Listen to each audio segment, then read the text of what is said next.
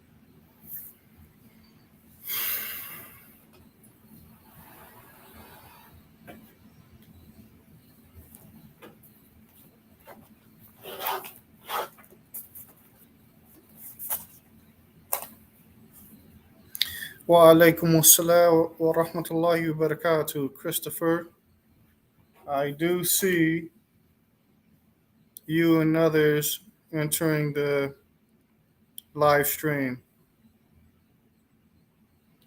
Inshallah,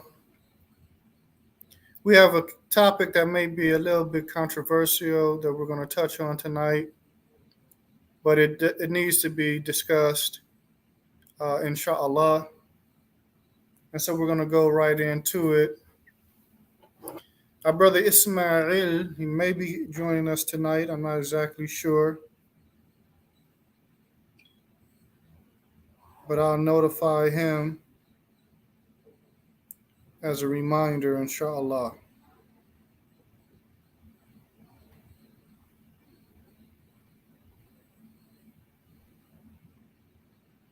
And then we'll start the discussion, inshallah.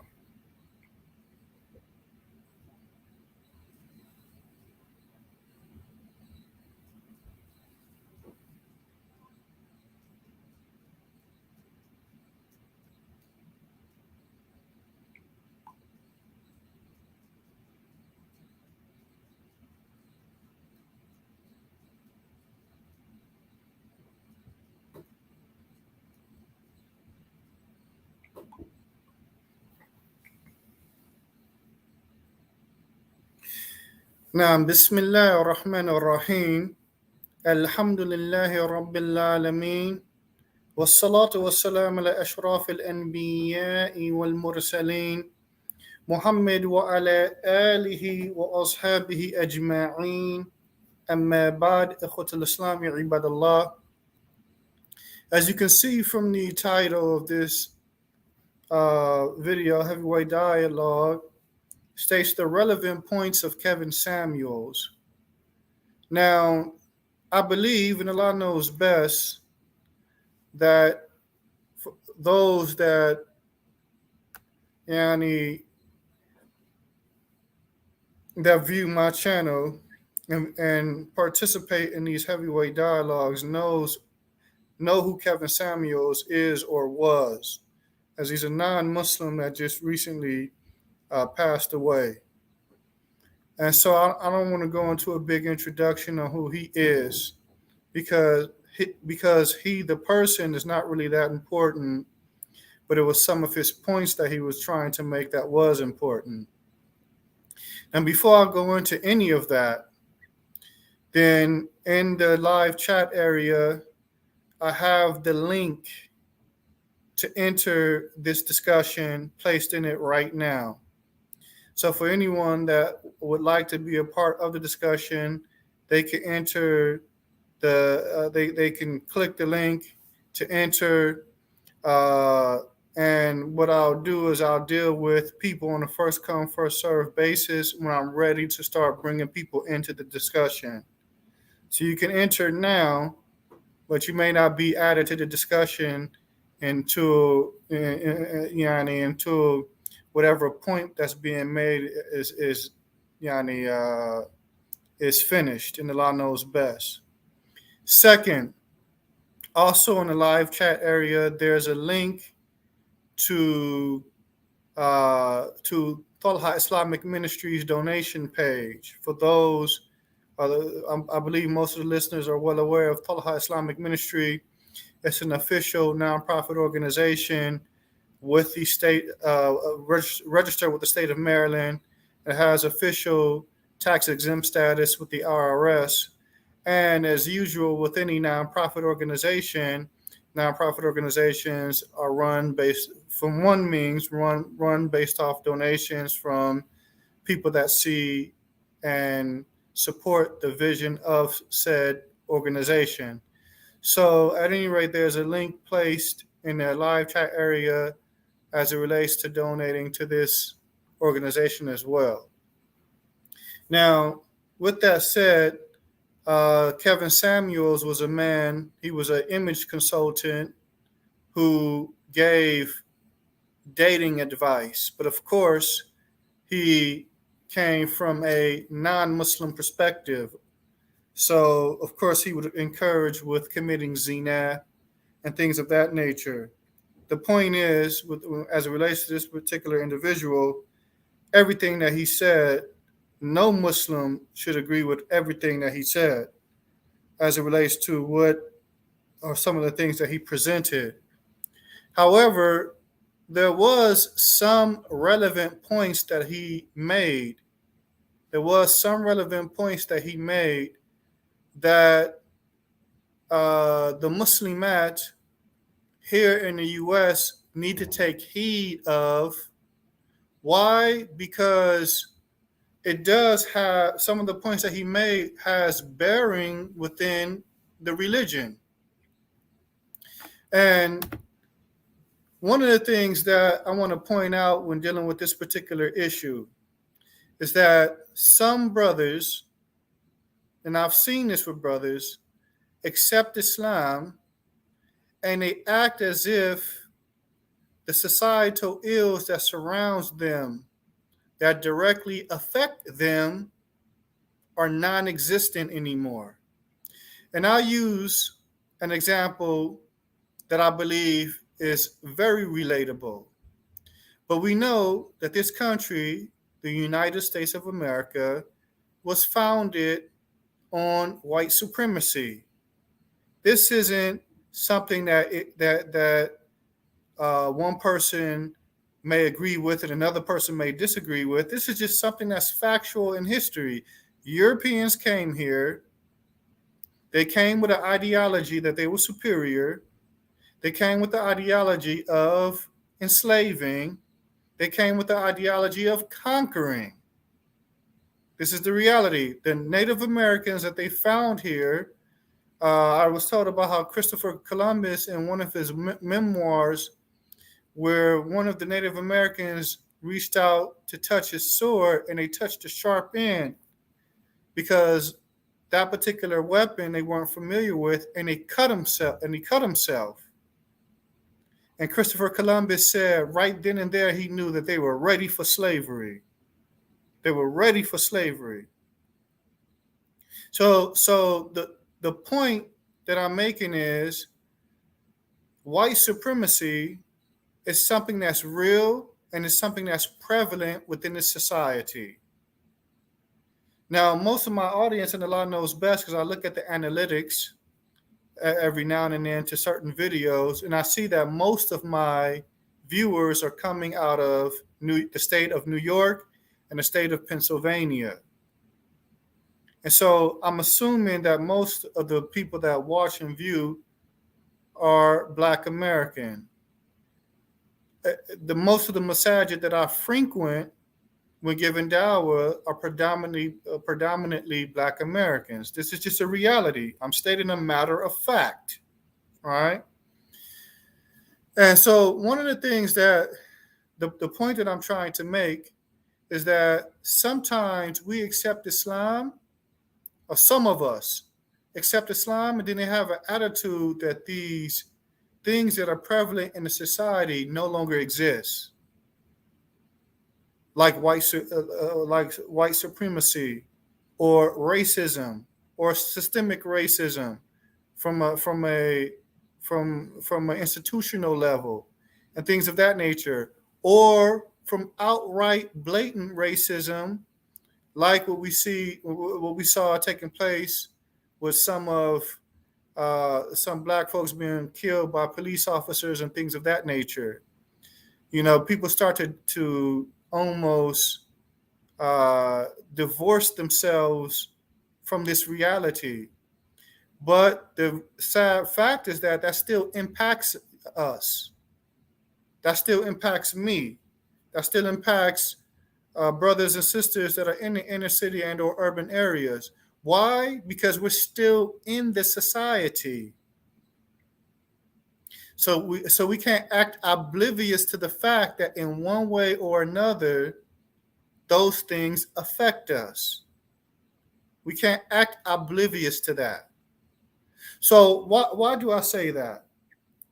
Because some of the social ills that we find in the society amongst the non-Muslims who have no guidance, particularly as it relates to relationships, we can't act oblivious to the fact that when we accept Islam, that we don't have some of that same thinking and same rationale that we applied prior to Islam. We can't act oblivious to this reality. But a lot of brothers seem to act oblivious to this. I can't speak for the sisters. I haven't had discussions with sisters, but I've had a lot of discussions with brothers. And a lot of brothers act oblivious to this reality. And I understand brothers are striving to be religious, striving to get closer to Allah, striving to apply things in accordance with the text of the Quran and the Sunnah. But at the same time, the Quran and the Sunnah doesn't tell you to put on blinders as it relates to what's occurring right around you. So now we enter into Islam, so there's no more racism in America? La, that's not the case. So now we enter into Islam, so now we don't as was said, the Black family being destroyed in this day and time. Now that's no longer the reality. No, that's still the reality. And we still have, after Islam, some of us still carry on thinking that contributes to those bad outcomes that we see in the society today. This is a reality that we can't act oblivious to. Now, as it relates to marriage, because again, a lot of the things that Kevin Samuels, or specific the things that Kevin Samuels talked about, were as it relates to relationships and making relationships work and having a realistic outlook on things, right?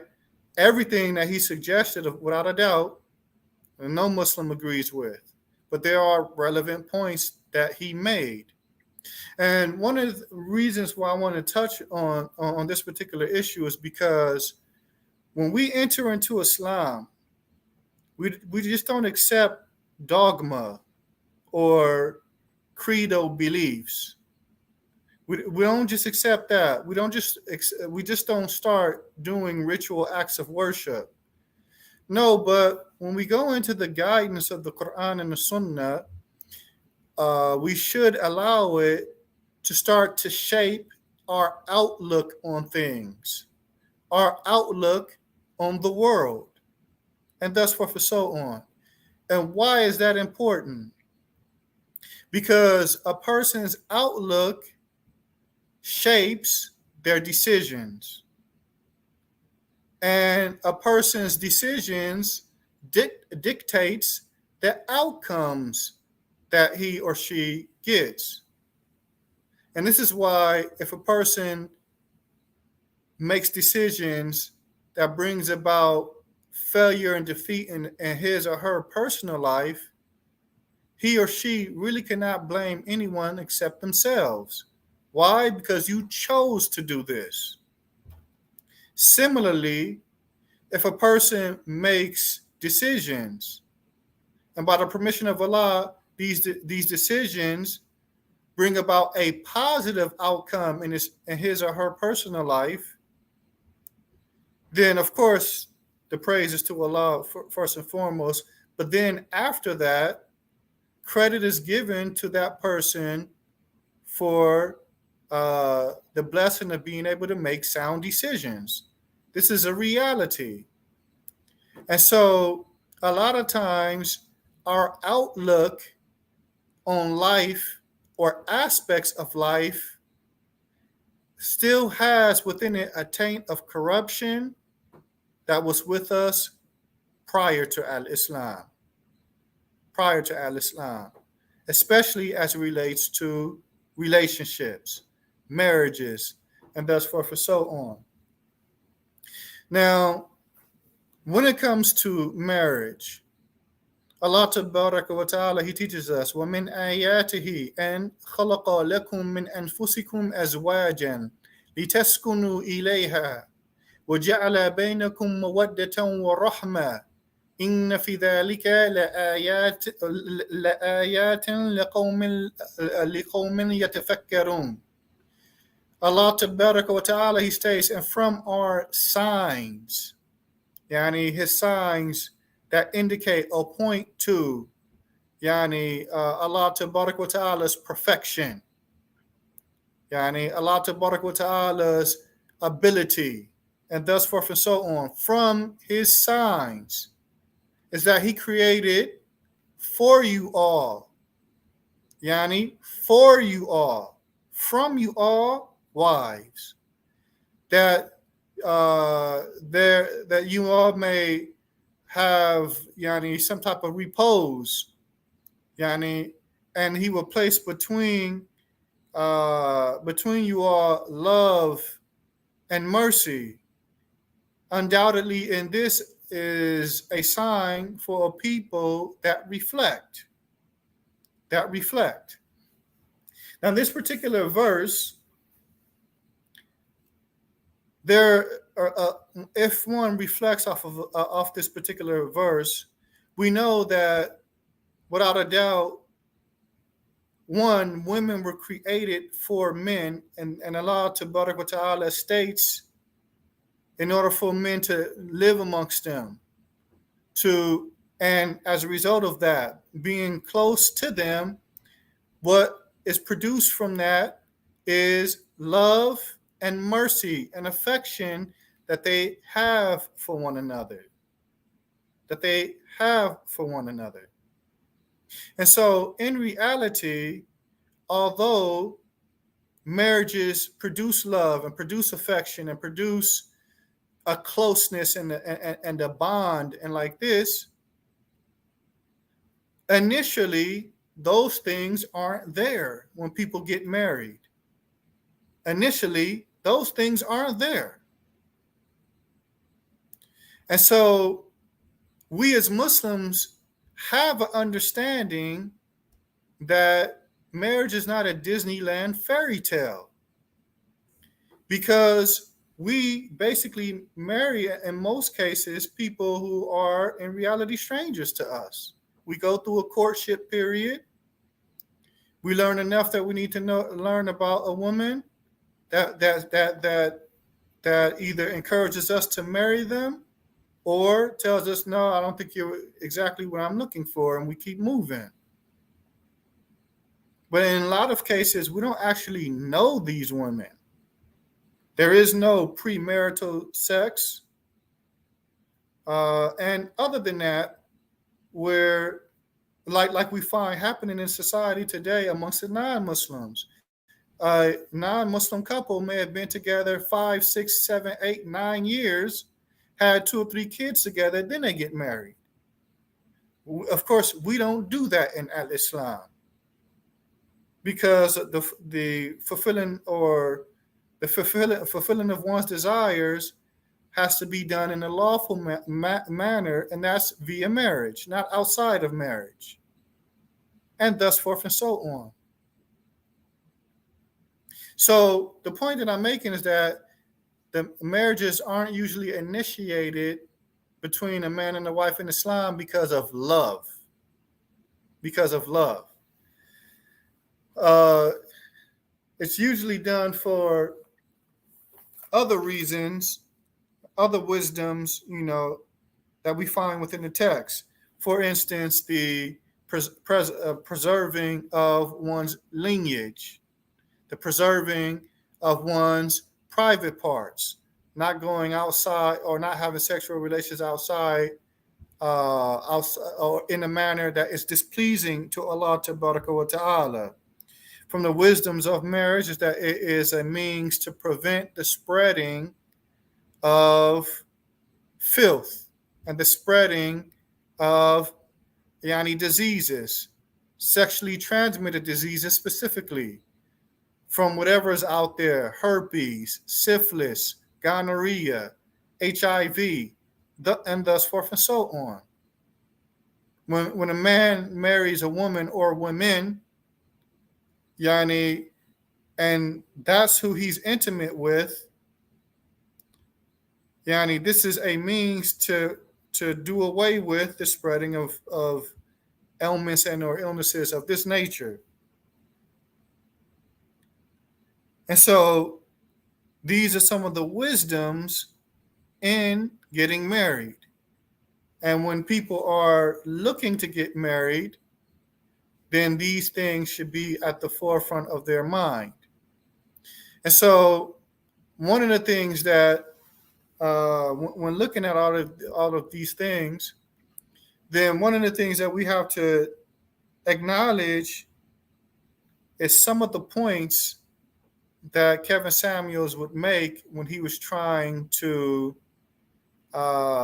give his audience some direction. And of course, one of the things that he would say, that marriage was never initiated based off love. It was never about love. People got married for other reasons. Well, we as Muslims, we understand that, because we're getting married to ensure that we're protecting our private parts, preserving our lineage, and a whole host of other things that are considered to be honorable within the religion and honorable with Allah Tabaraka wa Ta'ala. That's why we get married, all right? And so some of the things points that he would make when trying to rectify the family structure in the community, some points are very relevant to us. Some are irrelevant, and others are downright prohibited, straight up prohibited. But there are some points that were relevant. And I think that we need to take a look at some of these things, again, because this is about changing people's outlook on things. Because once a person's outlook is changed, whatever outlook on an aspect of life that a person has is going to influence the decisions that person makes. And of course, your decisions or our decisions dictate our outcomes. So one of the things that I wanted to take a look at, there's several things. In fact, I'll just run through them all. I'll just mention them and then deal with them one by one, inshallah. Again, and I'll restate once again, for those that want to join the discussion, the link is in the chat area. One of the things that he mentioned as very relevant for us as Muslims is that for young women seeking marriage, and they want to ensure that they are in or they are marrying a person that is financially stable, then the reality is if you're a sister that is 18, 19, 20, 21, 22, 23, 24, 25 even, and you want to marry a man that's equal of age to you, but you also want someone that's financially stable, then it's highly unlikely that, especially if the younger you are, 18, 19, 20, 21, 22, 23, it's highly unlikely that the average 23-year-old man, the average 22-year-old man, the average 20-year-old man is financially stable.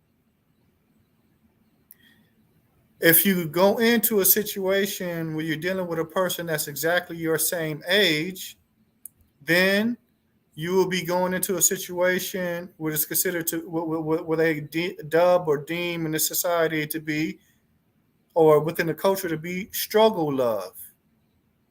That's a reality. All right.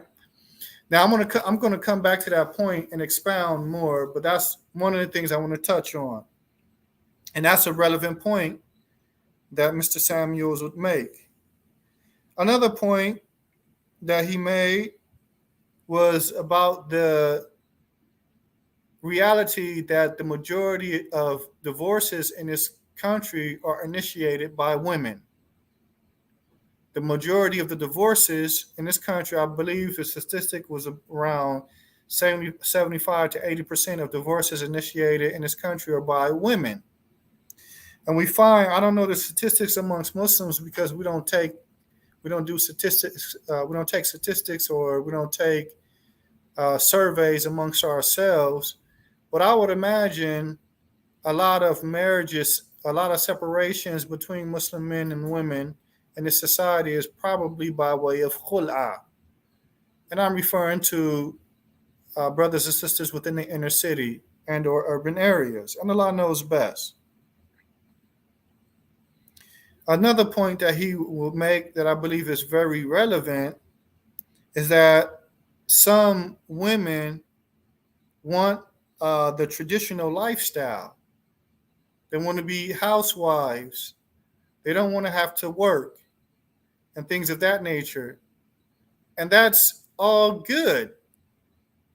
And that's most preferable.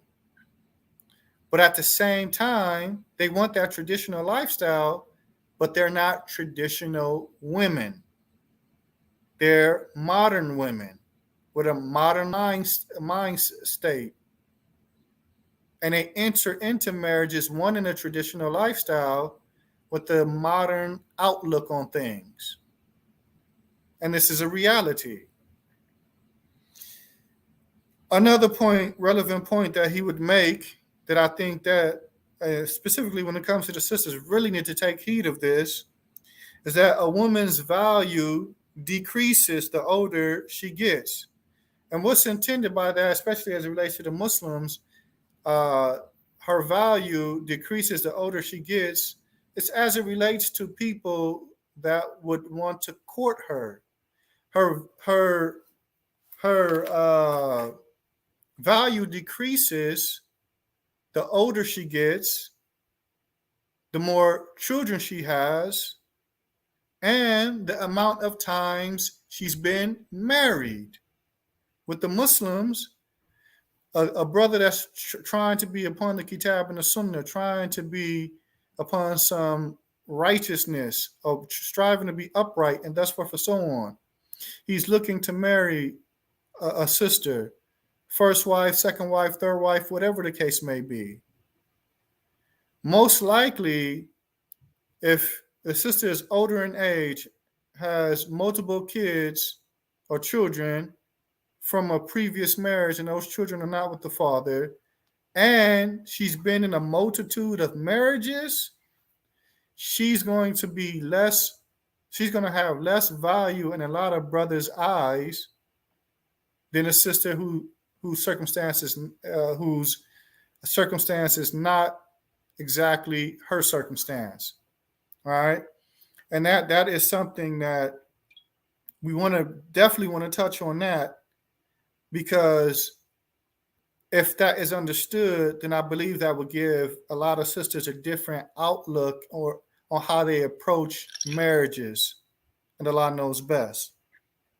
And then the last point, a real relevant point that he made, is that men are simple. We're simple. It's not difficult to figure us out. He used an analogy: sex, sandwich, and silence. That may sound rude to some sisters, and Allah knows best, but what he was saying was true.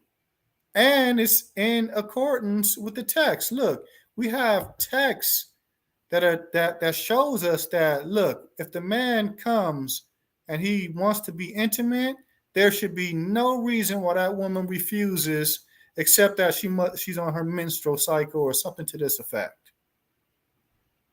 The Prophet ﷺ, he stated, "Walladhi nafsu Muhammad biyadih." I swear by him in whose hands is the soul of Muhammad.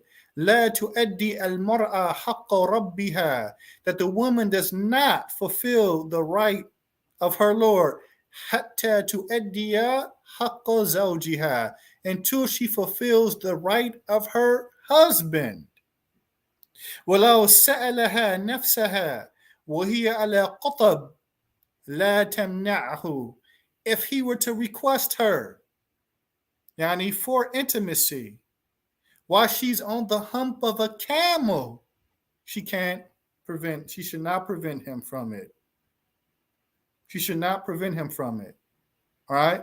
So when he said sex, sandwich, and silence, we're taught as it relates to sexual relations or intimacy that the woman, look, when the man comes knocking, there is no playing games with him in that regard. There is no, you got to play your cards right. Or I don't know, I don't like what you said or what you did here, so I don't feel like giving it to you. Or I can't give it to you, and things of that nature. The legislation dictates that that man gets it. Sex, sandwich, and silence. Basically, these are traditional roles in reality. The last part, silence, is just learning your husband, knowing when not to, for lack of better expressions, bother or disturb him. I believe that if you're living with a person, you start to learn that person, and there are times where us as men, we be in our own zone. Uh, Me, when I go into my library, I don't want to be bothered. I'm doing whatever I'm doing in my library from whatever it is I may be doing. That's like my me zone, my me area in the house. So a lot of times, when I'm in there, unless it's something real serious, I want to be focused on whatever it is I'm doing. This is something that, anyway, we'll get to that point. We'll get to these relevant points. But the point that I'm making, these are some of the things that, from my observations of his talks, these are very relevant points. And I believe that the Muslimah has to really reflect off these points and what was said, and have a Islamic outlook on these things, because it could be the means for her to have a successful marriage, and Allah Ta'ala knows best. So we're going back to the first point, and that is dealing with the issue concerning women, younger women, wanting stable or financially stable brothers. And I believe that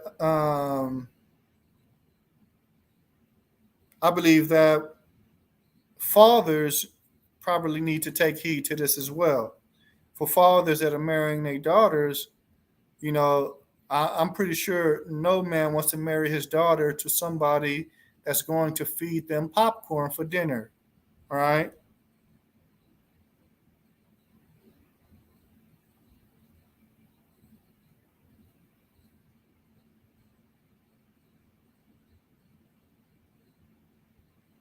No.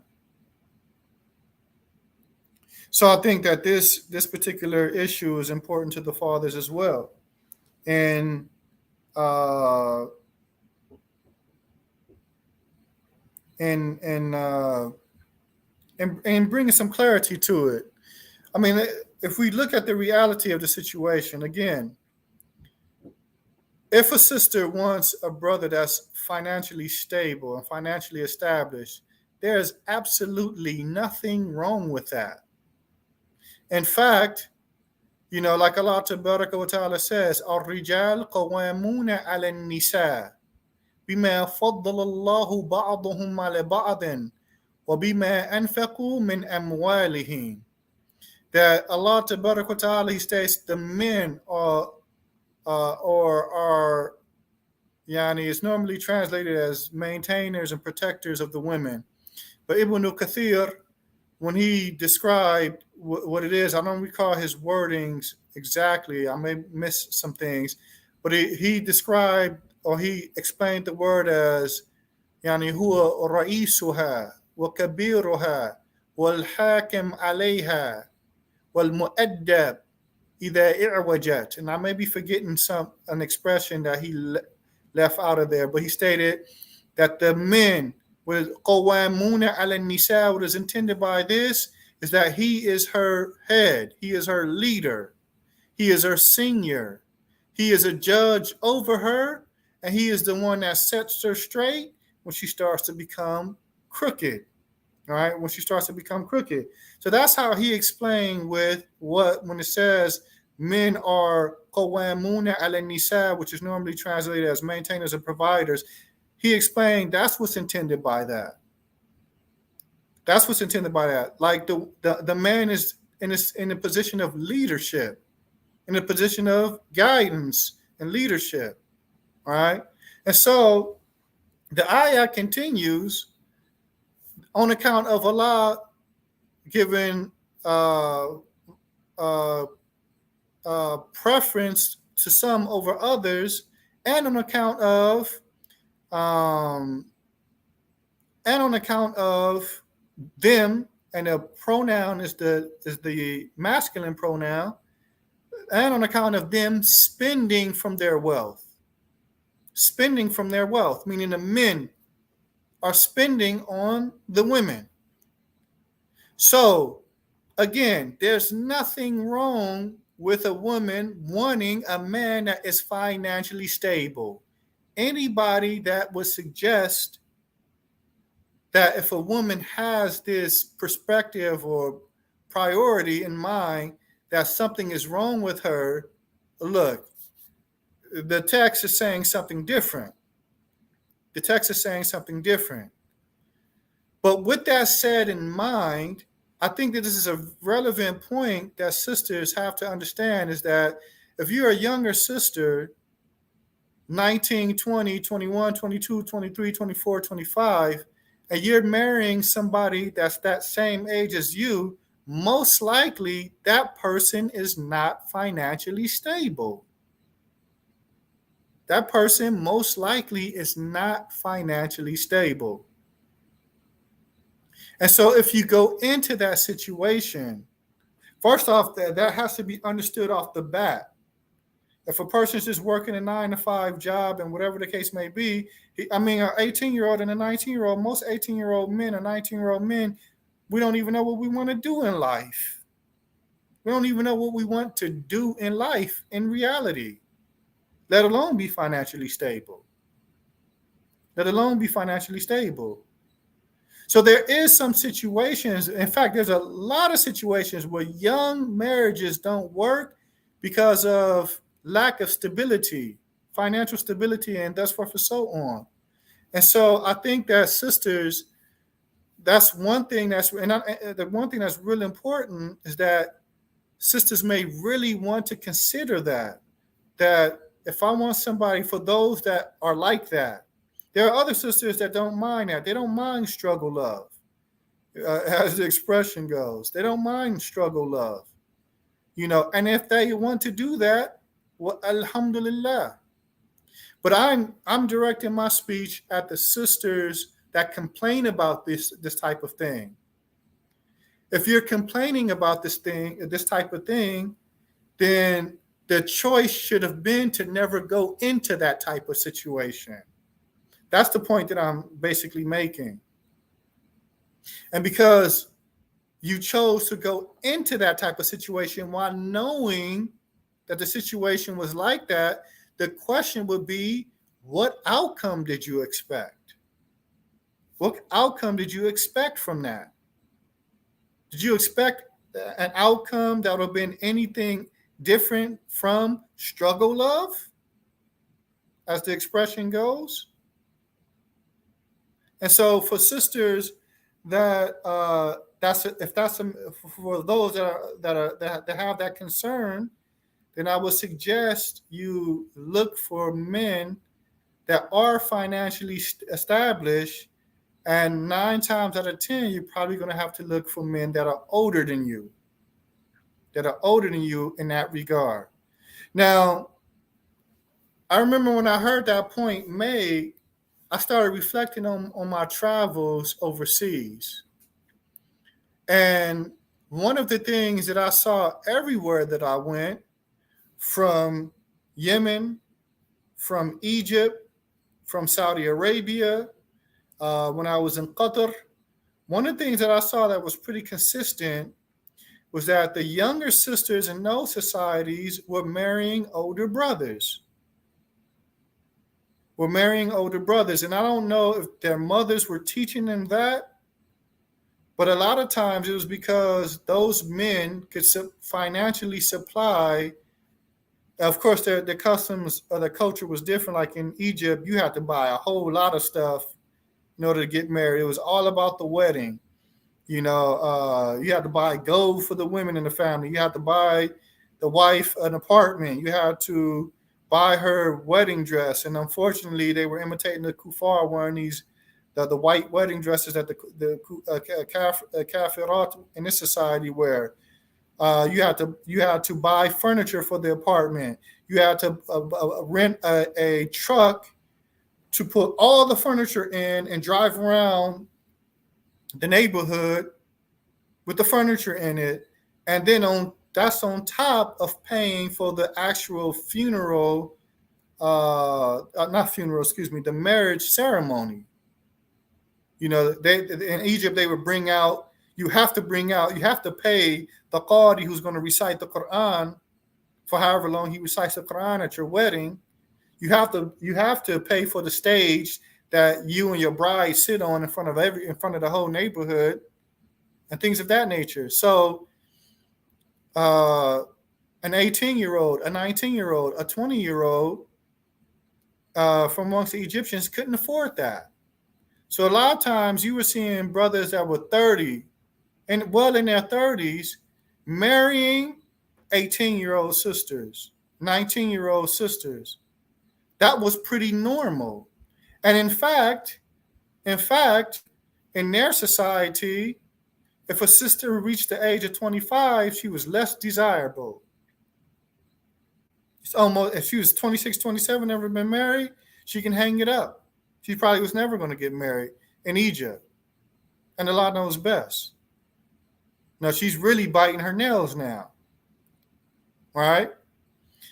But anyway, the point that I'm making is those younger sisters were not intimidated with that type of situation, and they were eager to go after those types of men, because they wanted financial stability. They wanted men that were financially established. And so they would be 18, 19, marrying a 35-year-old, a 30-year-old, a 35-year-old, a 40-year-old, and thus forth and so on. And there was no complaints, no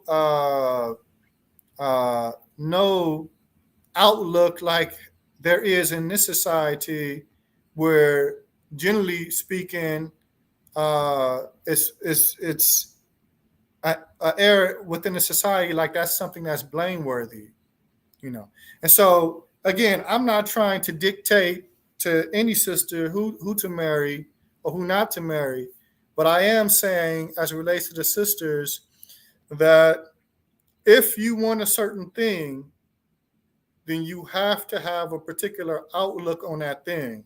This is how you achieve that, right? And so, uh, this is just a reality. Fathers need to recognize that too. This is a reality.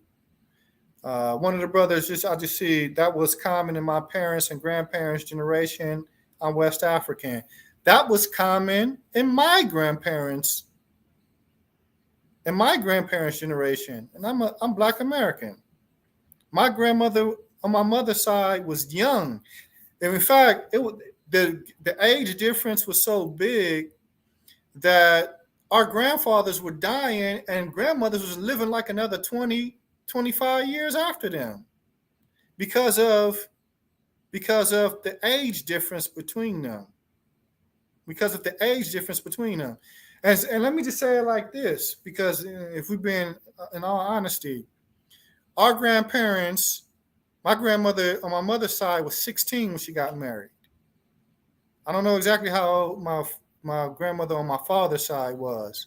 They were getting married at younger ages, and their marriages were lasting. Their marriages were lasting, in contrast to what we see occurring today. Why? Because our grandmothers were not affected and influenced by any type of what we call feminism. They weren't affected by that stuff. They weren't affected by these negative ideas that's being spread within the society today, like the younger women are, like women in my peer group and younger than them, and women in my mother's peer group, and thus forth and so on.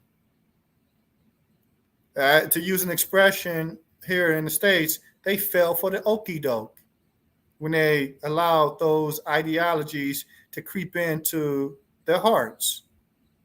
And the family, and that's one of the reasons, not the reason, but one of the reasons why would they say the Black family is destroyed. But it's not just in the Black community, because you have white people in this community complaining about that feminism as well. But their family structure is still preserved, though. You still find them, within the society, you still find them generally getting married and being together and like this. At any rate, the main point that I'm making is that point is a very relevant point that was being made, that Kevin Samuels will make, and it has its relevance with the Muslims as well. It's okay for a sister to want to be with a husband that is established. After all, this is the man's role.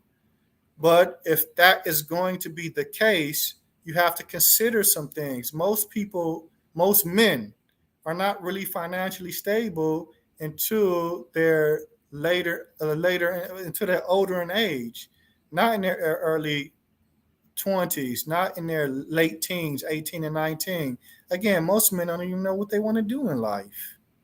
Most men don't even know what they want to do in life. So this is being brought up so that sisters can reflect off this, and it could be a means to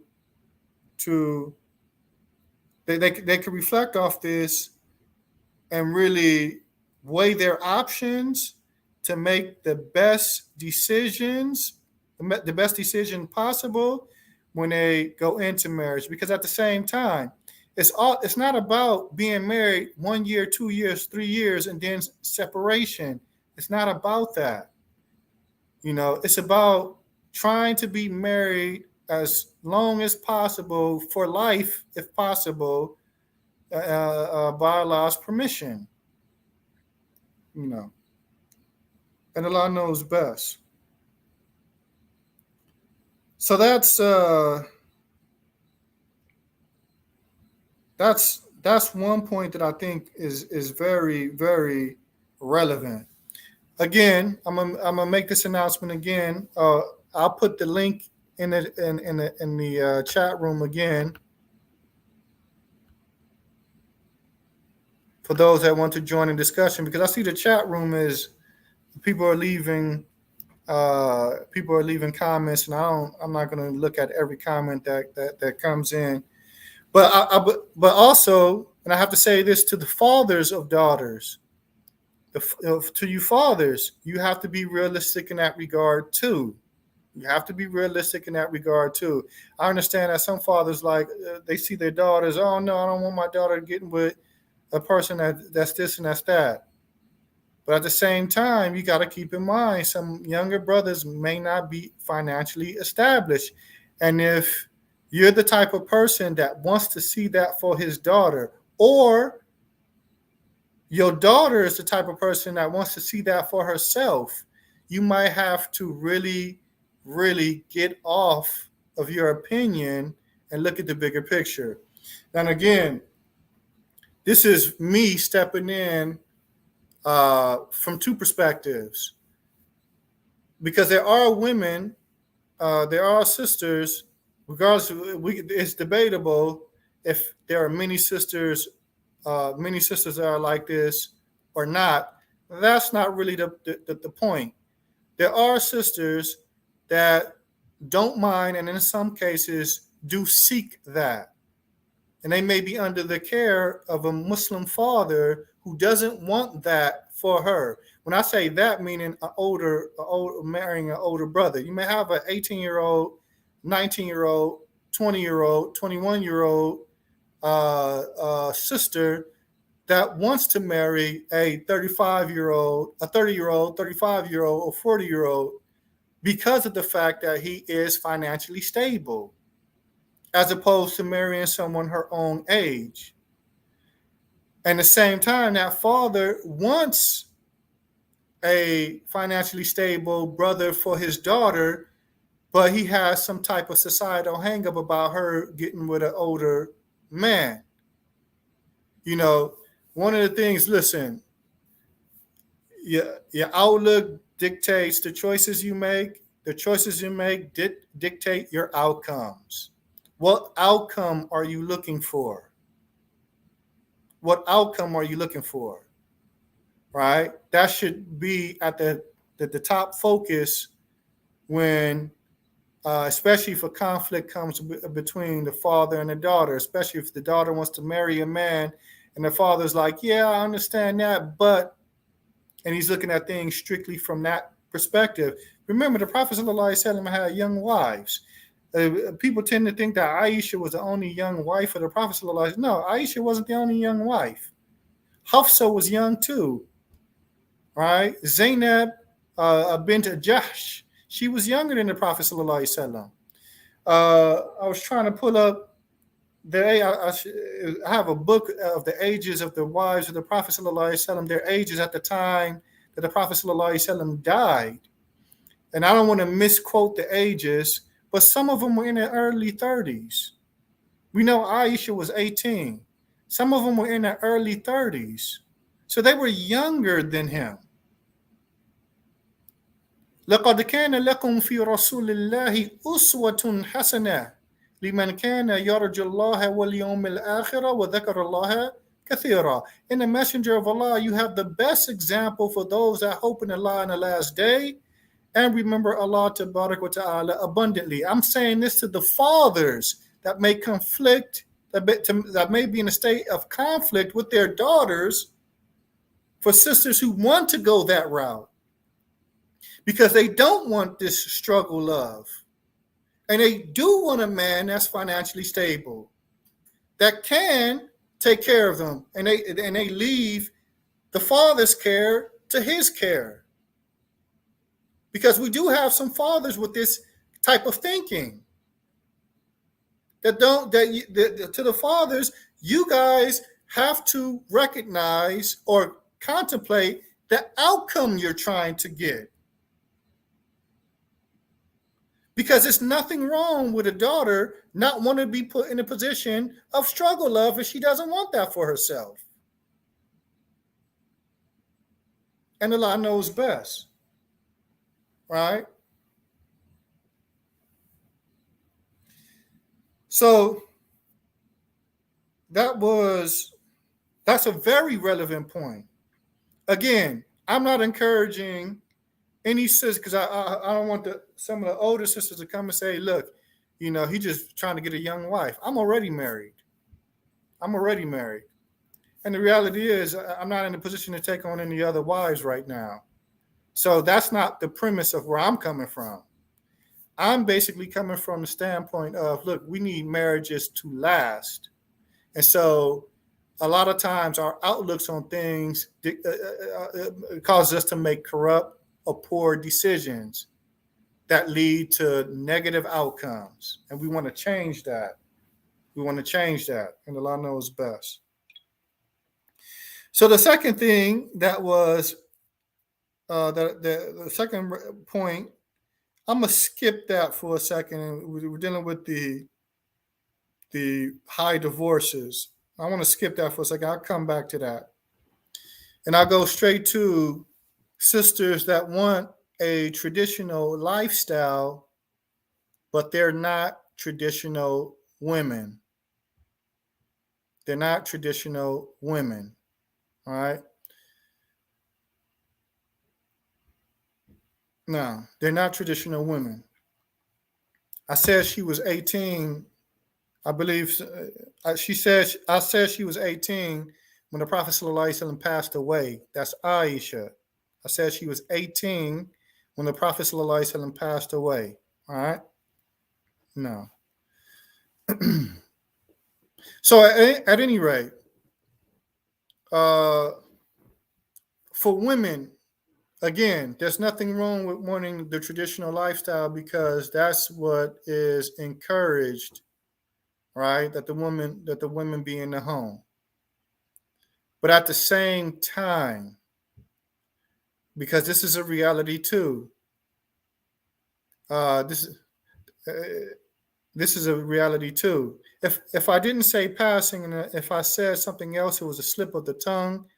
But that's what I meant. She was 18 when the Prophet ﷺ passed away.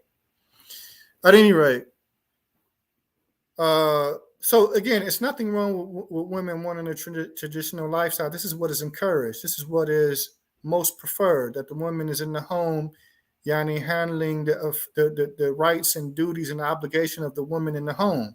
This is what is desired. The Prophet ﷺ, he stated, "Kullukum ra'in wa kullukum mas'ulun an ra'iyatihi."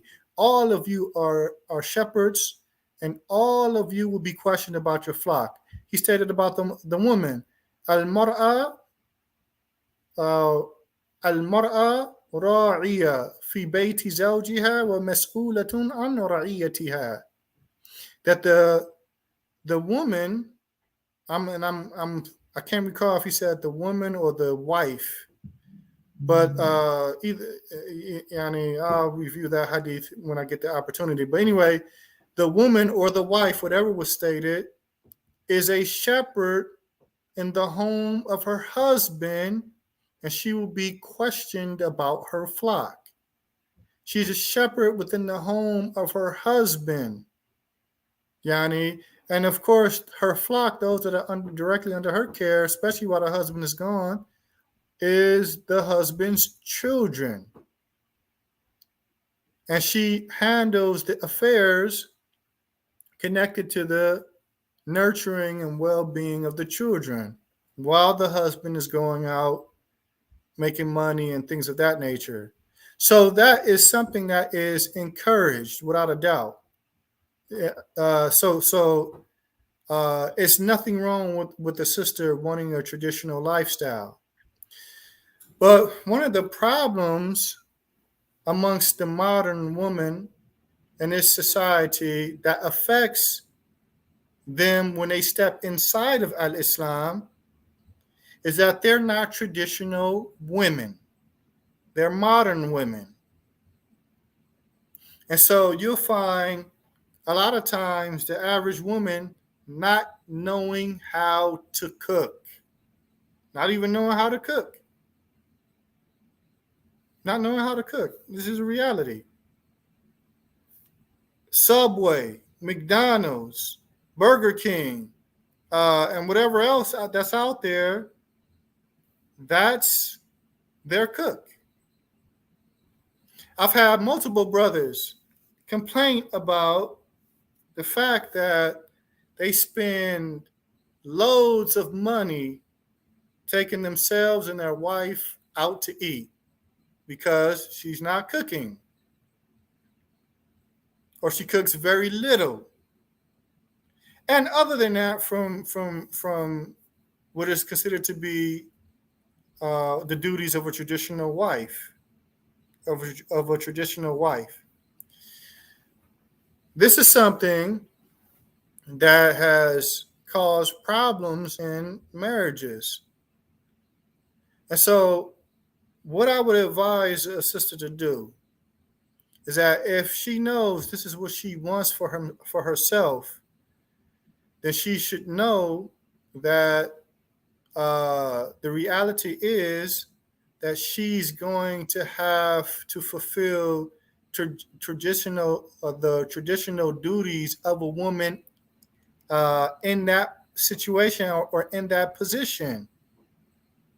And if that's the case, I mean, depending on how old a sister is, because the older I get, like all my grandparents are passed away now, so that generation is gone just about.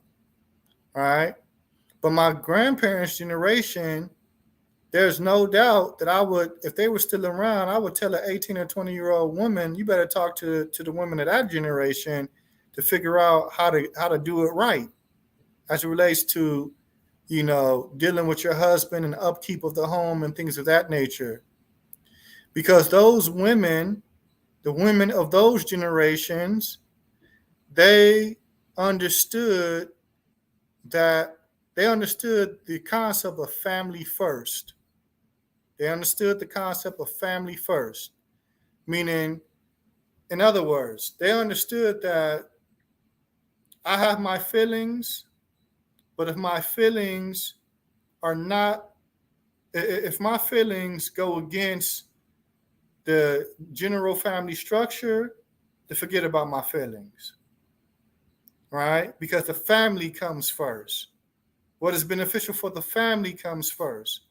They had that outlook on life, and that's why their marriages lasted. That's why their marriages survived, and thus forth and so on. And thus forth and so on, right? That's why their marriages lasted. So the point that I'm making is this. A lot of sisters want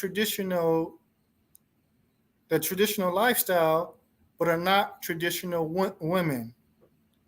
So they have to start to train themselves to be traditional women.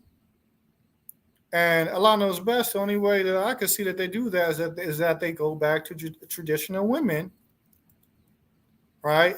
If they don't know, if a sister doesn't know how to cook, go back to a traditional women or go to some type of culinary school or something and start learning how to cook. Start learning how to handle the duties within the home. I remember my grandmother literally, my grandmother did not go to sleep at night with a dish in the sink. No, in fact, both my grandmothers were like this. Both my grandmothers were like that. My grandmothers did not go to sleep with a dish in the sink. They had a method of how they washed the dishes. They had a method. They had a particular method of how they wash the dishes to make sure that stuff was in and out. I see a lot of chit chat in the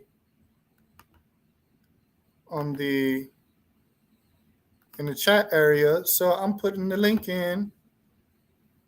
For anyone that wants to join the discussion. The point that I'm making, sisters, there's nothing wrong with wanting the traditional lifestyle, no doubt. But you want to make sure that you're a traditional woman and not a modern woman. The modern woman is failing.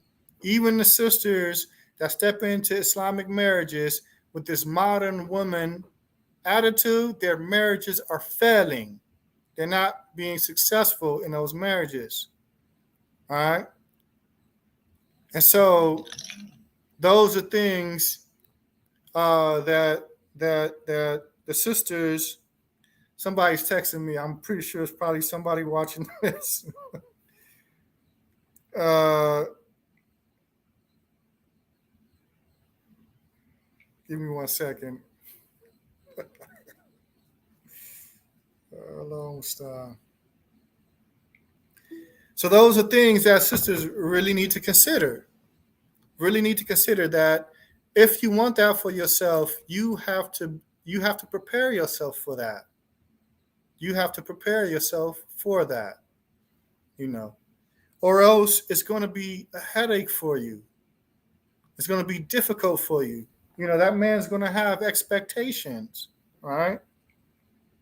And the expectations are not far-fetched expectations at all, you know. And so sisters want to be on point in that regard. Um, I saw that a sister said earlier that's why brothers should marry more older and experienced women. But the question would be how much older?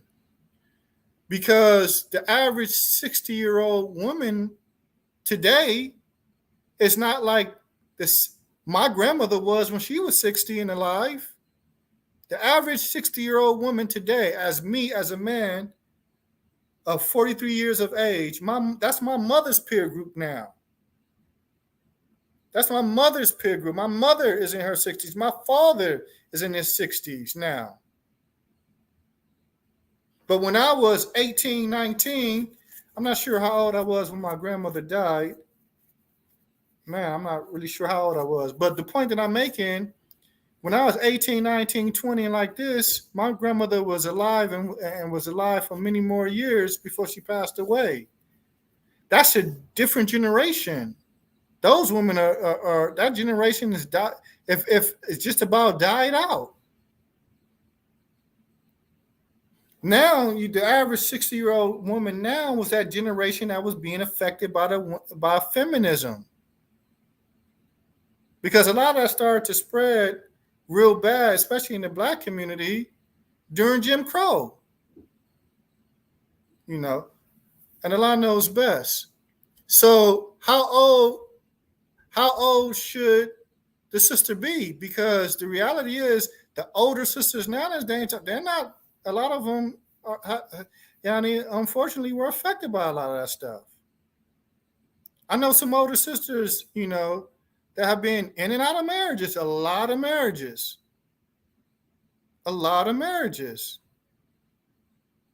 They're nothing like my grandmother. So how old should they be? No, the reality is they need to find sisters who are actually traditional. They need to find sisters that are actually traditional, right?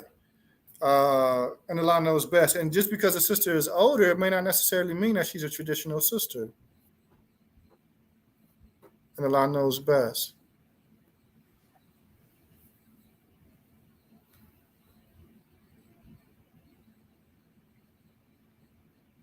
But that's the key word. You say the 60-year-olds are looking and taking care of themselves better than these young ones are. Okay, but my point is, can they take care of a man in the sense of the traditional roles that that most women are lacking nowadays? Are they modern women or are they traditional women? Are they able to take care of the household duties? That's what I'm referring to. I agree. All women, regardless of age, can be afflicted with the ideology of modernism and feminism. I'm not disputing that point at all.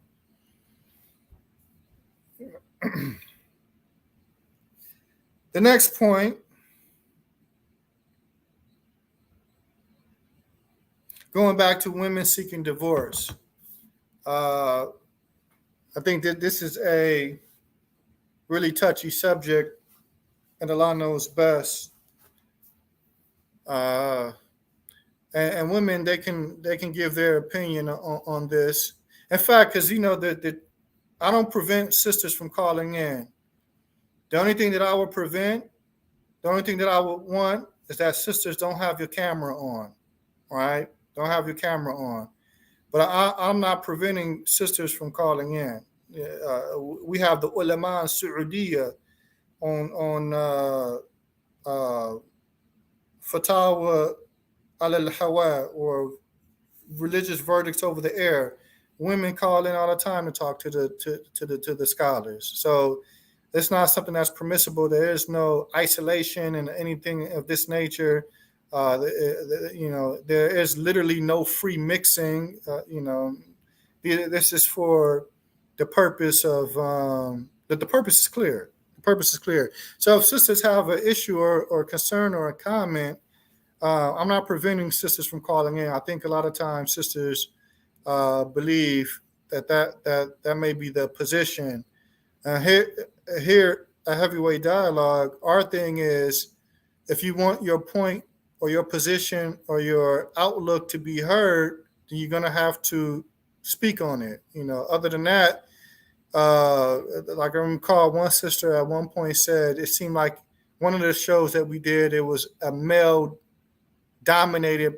It was the male perspective. It was it felt like the woman's perspective wasn't really touched on. And we're men. We're of course, to a large degree, we're trying to be as unbiased as possible. But the reality is, we're men, so we're going to be coming from our perspective. And Allah knows best. And so if you want your perspective to be heard, you have the opportunity to be heard, and Allah knows best. Okay, so now when it comes to divorce, again, what I was saying earlier, and this is one of the relevant points that Kevin Samuels made would make when he was alive, is that a lot of women wreck their own marriages, and that the majority of marriages that the ending or the initiation of the divorce of a marriage in this society, a lot of times is it's on account of the women. The women are filing for divorce and things of that nature.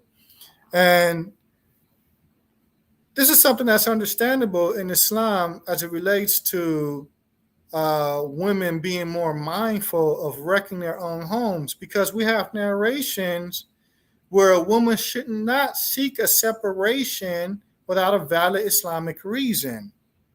Without a valid Islamic reason. And so a lot of times, sisters and brothers too, this happens with brothers too, they go into situations and then something is not exactly to their liking, but it's a small thing. It's not something major.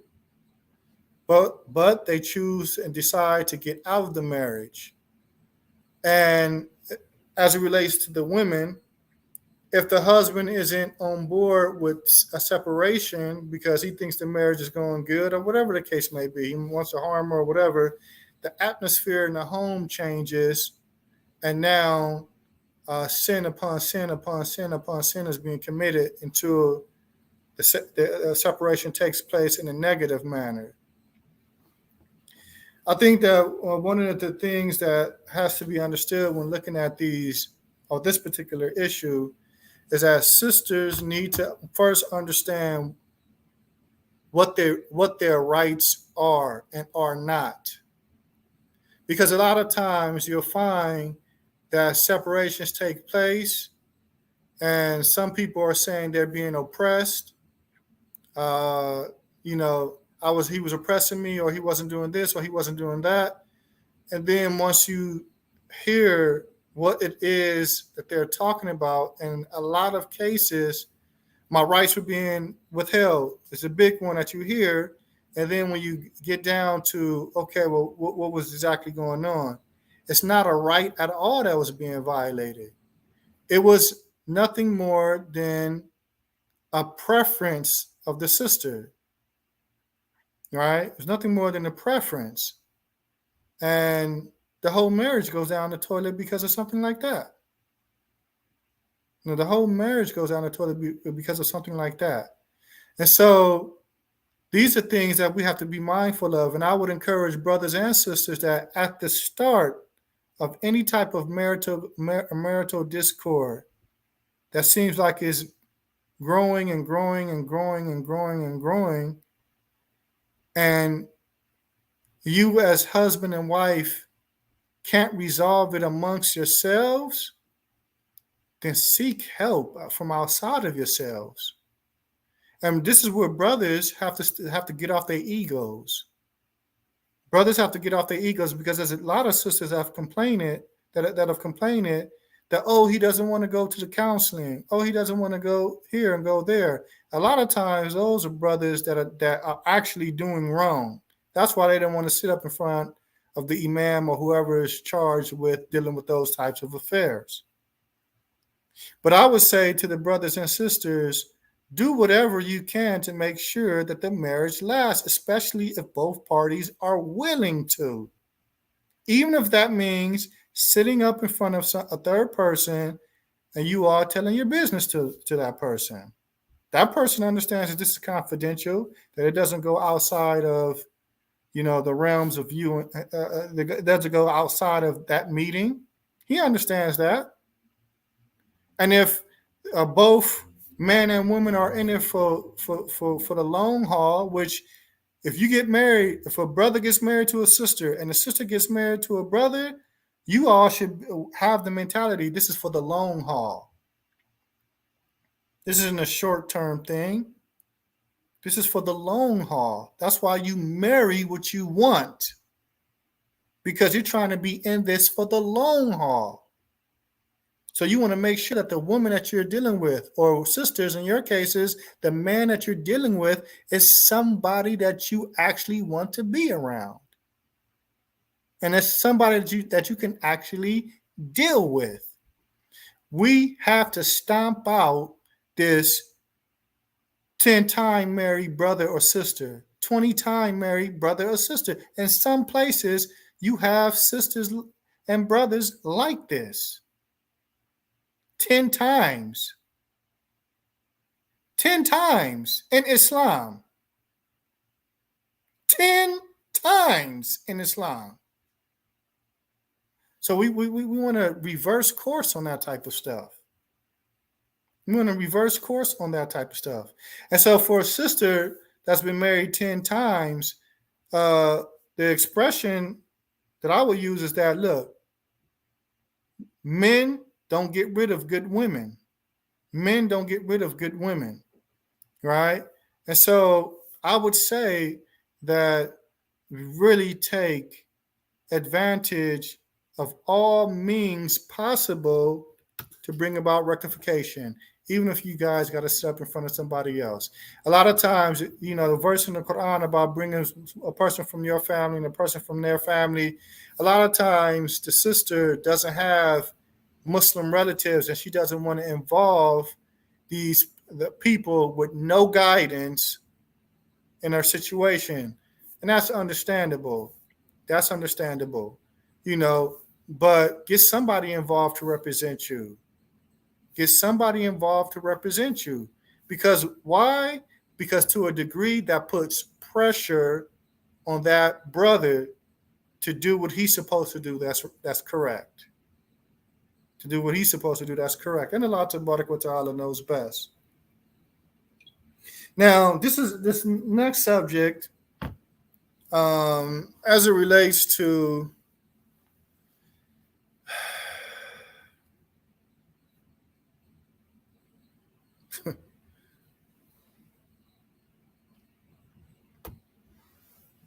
I'm not speaking about a particular person. I said the 10 times, but I do know someone that's married. Like there's a particular case that I know about that's married 9 times, and she's well, it depends on what you mean when you say she's young. If you consider somebody to be in a early to mid 30s young, then yeah, she's young. A lot of cases like that, unfortunately. And brothers too. These brothers married a bunch of times. I know a brother, unfortunately, a good friend of mine. I tried to tell it. Well, I'm not gonna go into all that, but yeah, brothers too, unfortunately.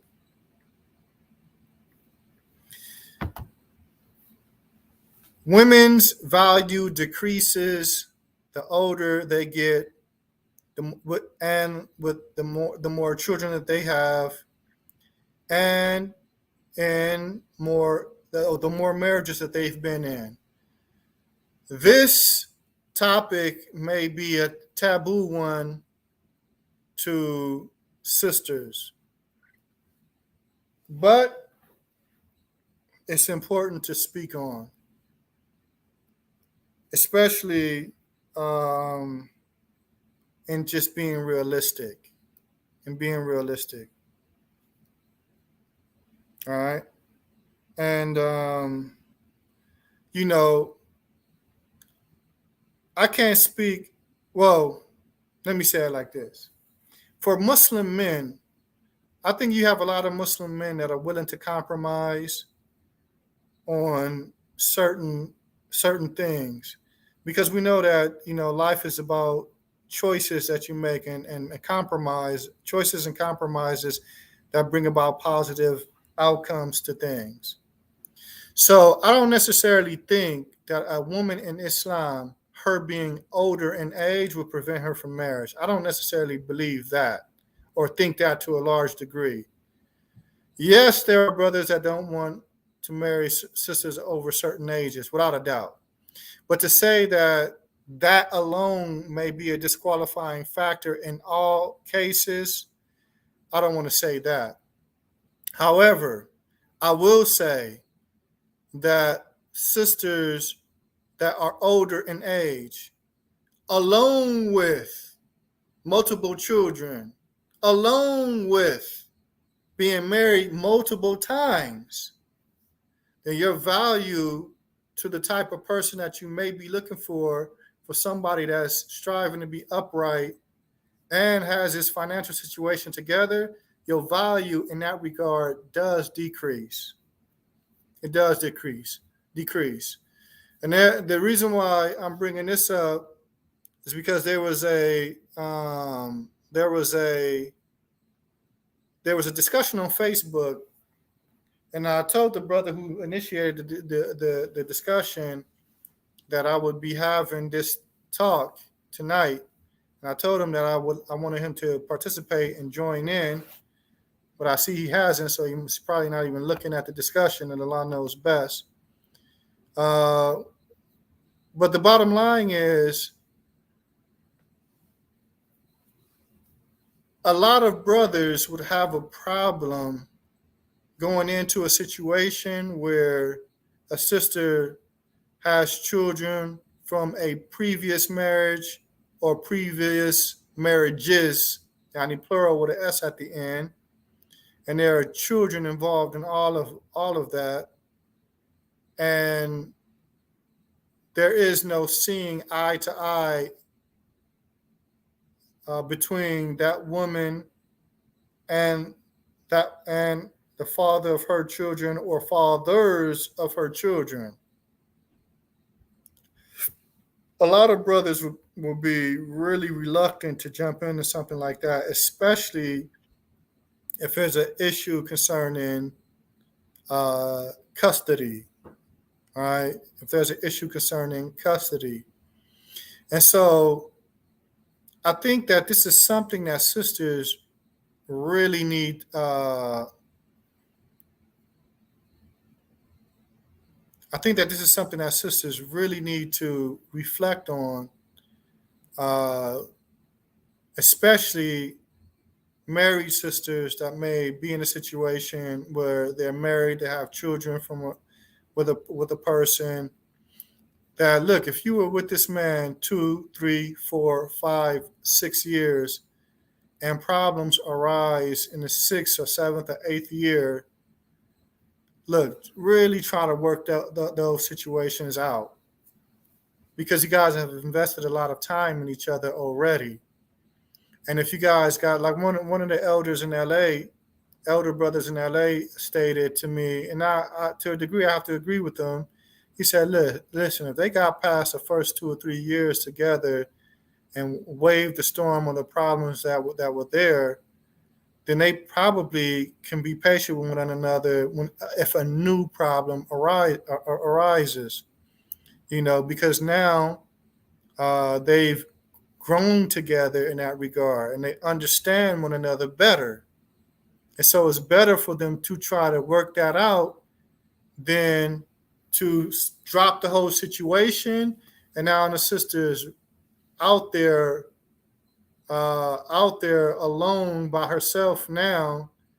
And it's like you're starting all over again, trying to find a new situation, a new husband, and thus forth and so on. But now that you're trying to do that, you have other things with you now.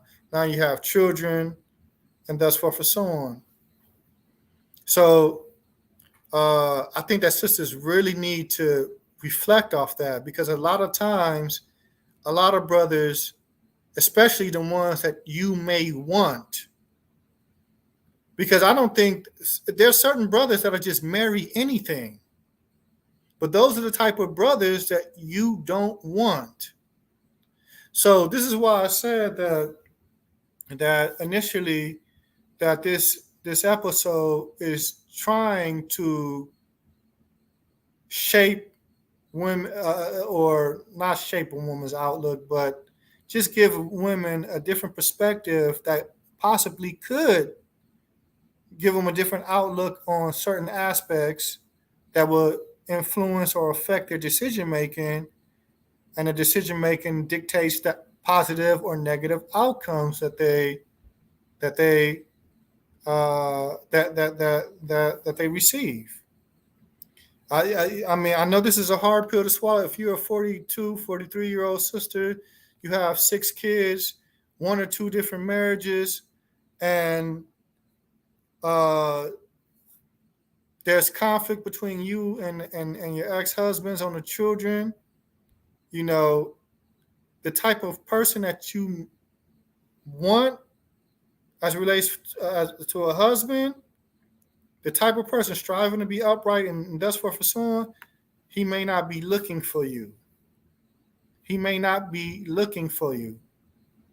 But the brother who can't keep a job, living out the masjid, or, with another brother, or with his mother, and is looking for a place to live, and, he marries you and he has to move in your spot and things of that nature, that brother may marry you. But why? Why is that? That's because that's a come up for him. It's not a come up for you. It's a come up for him. And so, I think sisters really want to be mindful of this and exert all efforts when marital discord comes, and be willing to work that stuff out. Especially if you have children by a man, be willing to work that stuff out. I would say to the sisters, because a lot of times, I don't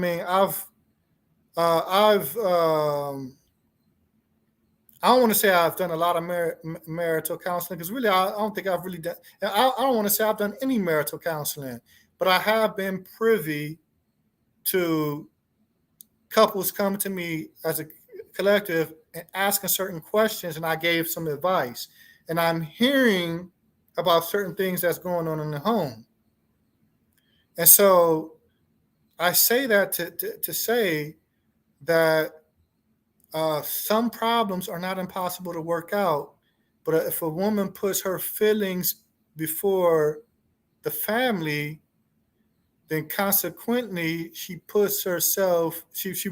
obtains a negative outcome.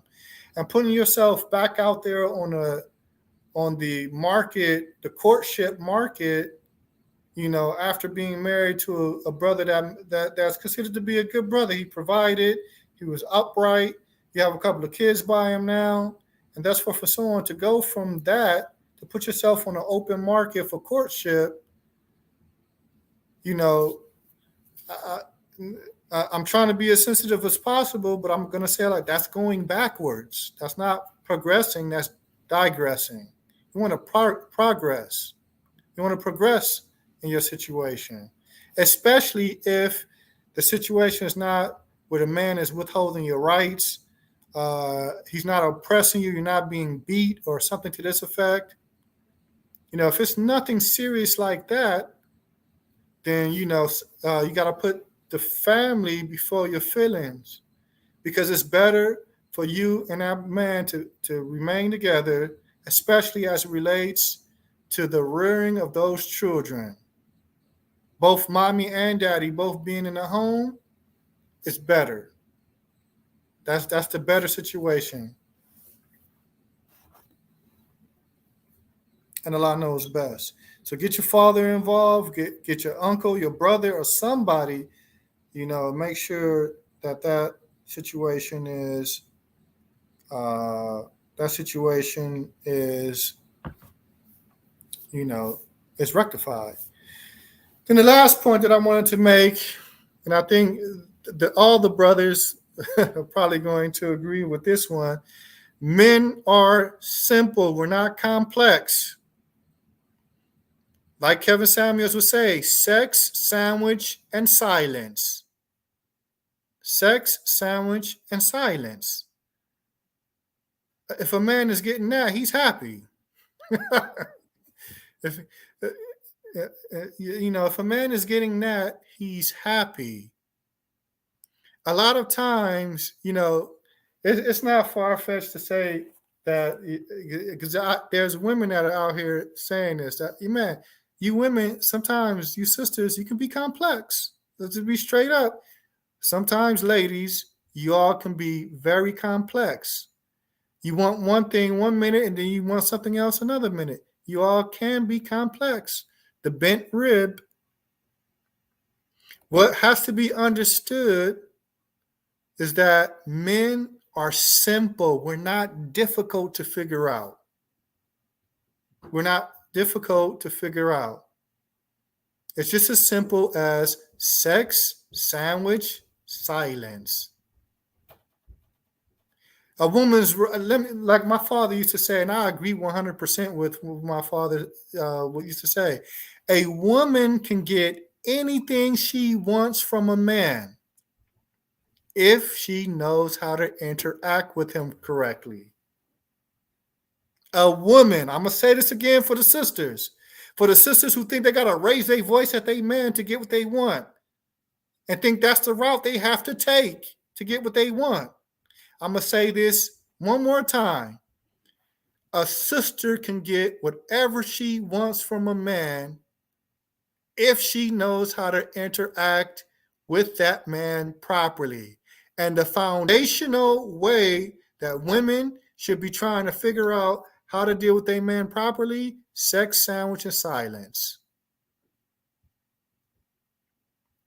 And this is something that the text, I already quoted the statement from the hadith of, I believe it's Abdullah ibn Mas'ud, that if that woman was on a camel hump and that man requested her, وَلَوْ سَأَلَهَا نَفْسَهَا وَهِيَ عَلَى قَطَبٍ لَا تَمْنَعْهُ.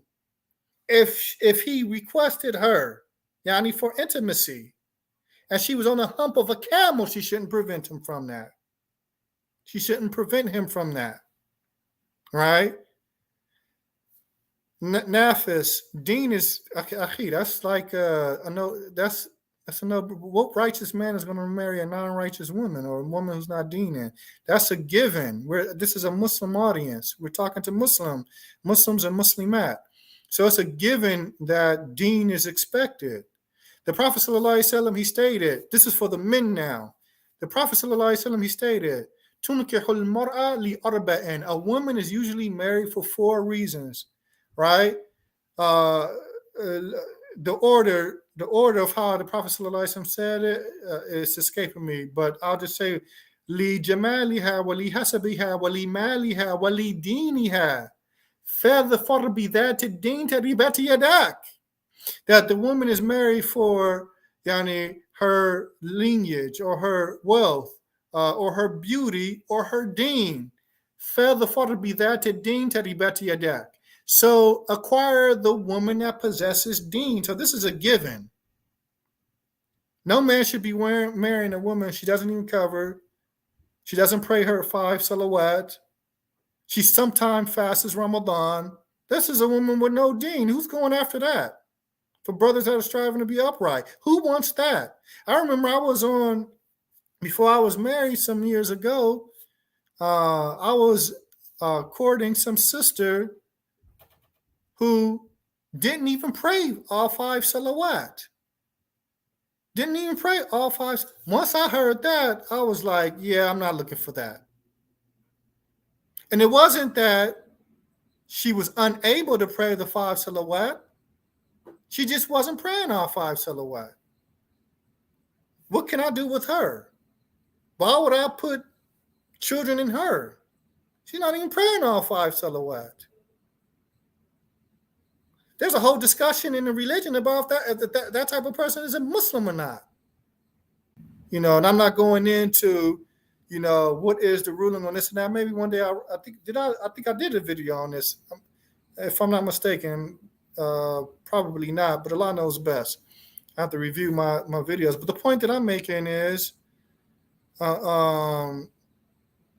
I don't understand what you're saying when you say, why am I putting all women in the same category? You can come into the chat and clarify what you mean, but I don't know what you mean by that. Anyway, the point that I'm making is this. So it's a given that that brothers are going after sisters with deen. That's a given. You know what I'm saying?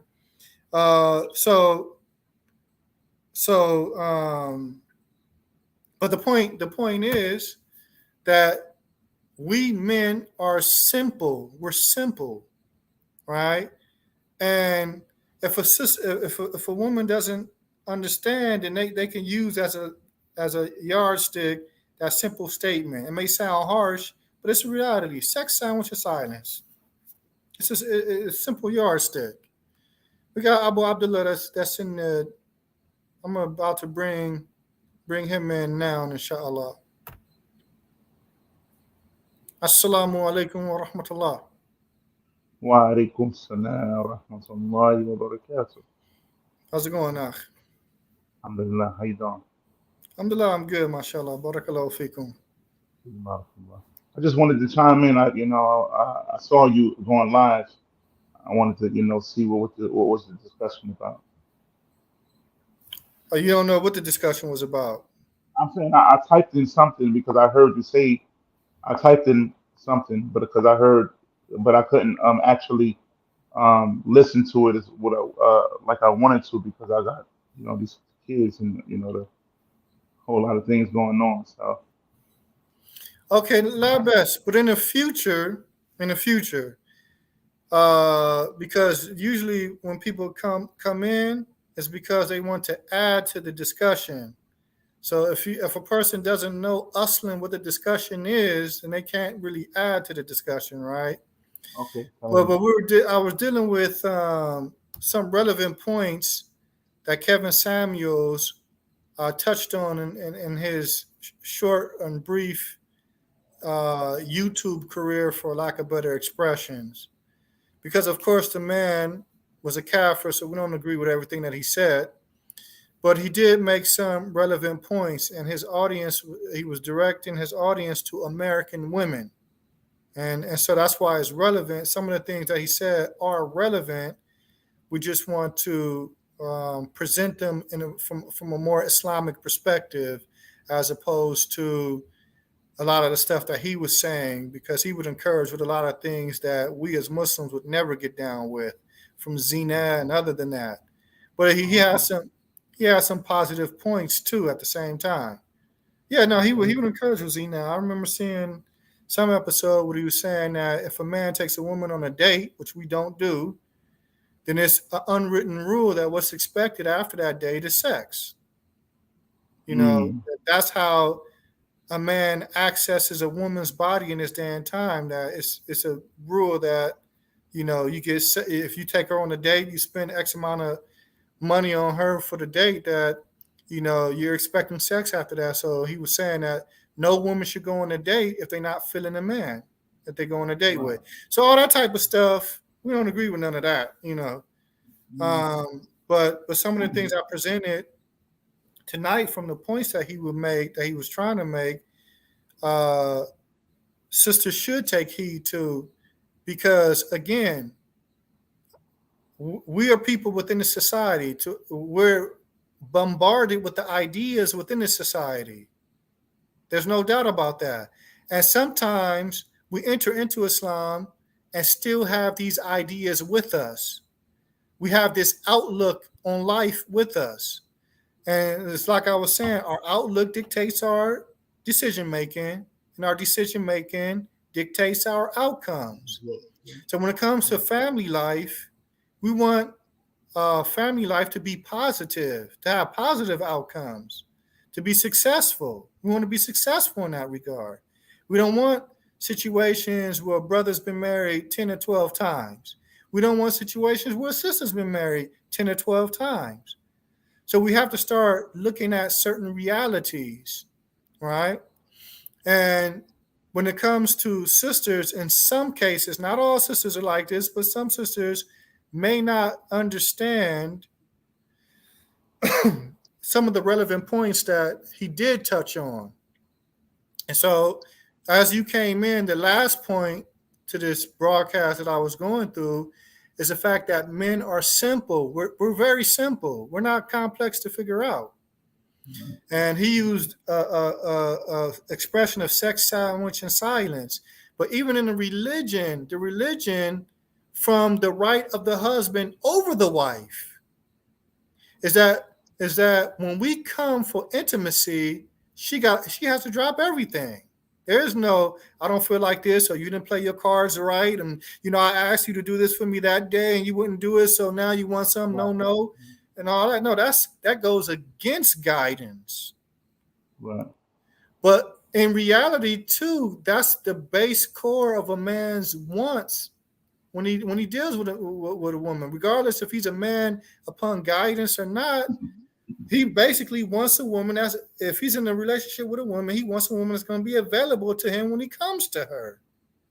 Yeah. So if we have sisters that prevent brothers from that right of his, then the question would be, listen, you're a woman that has guidance. Your text is telling you that, right?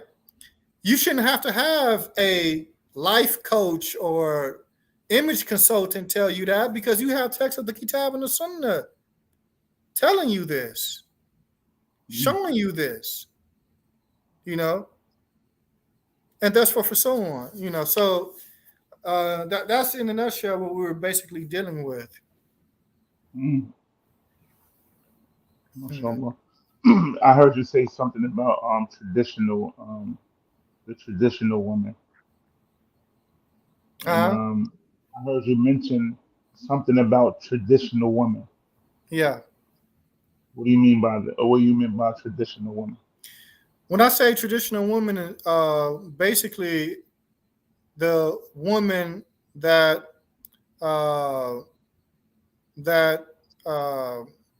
lived in accordance to the traditional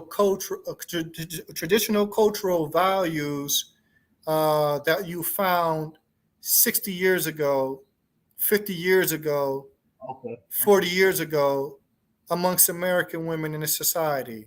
That's what I mean. So, for instance, when you're dealing with the traditional woman, how old are you, if you don't mind me asking? I'm 40. You're 40. Okay, so we're in the same peer group. So your grandmother was a traditional woman. Right.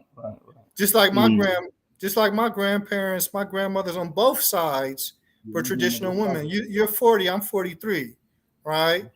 Both my grandmothers were married at young ages. On my mother's side, I know with certainty she was married at 16.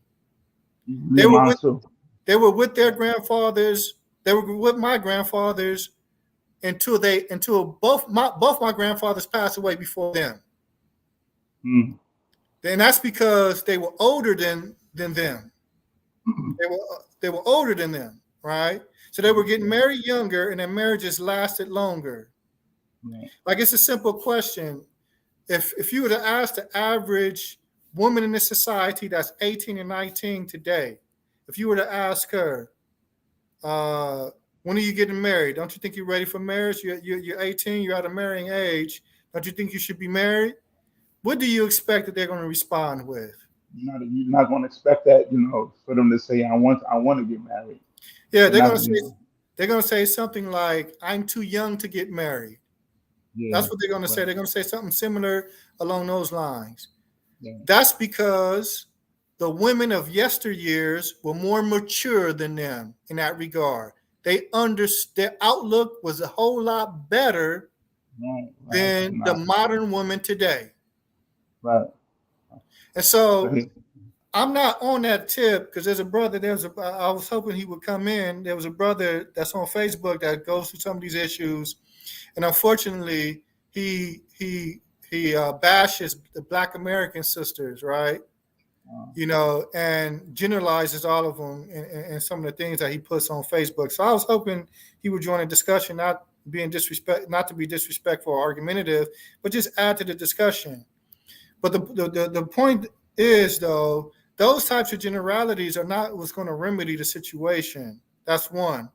But then two, when you say Black women, like, okay, what's being referred to here? Because there's a difference between race and ethnicity.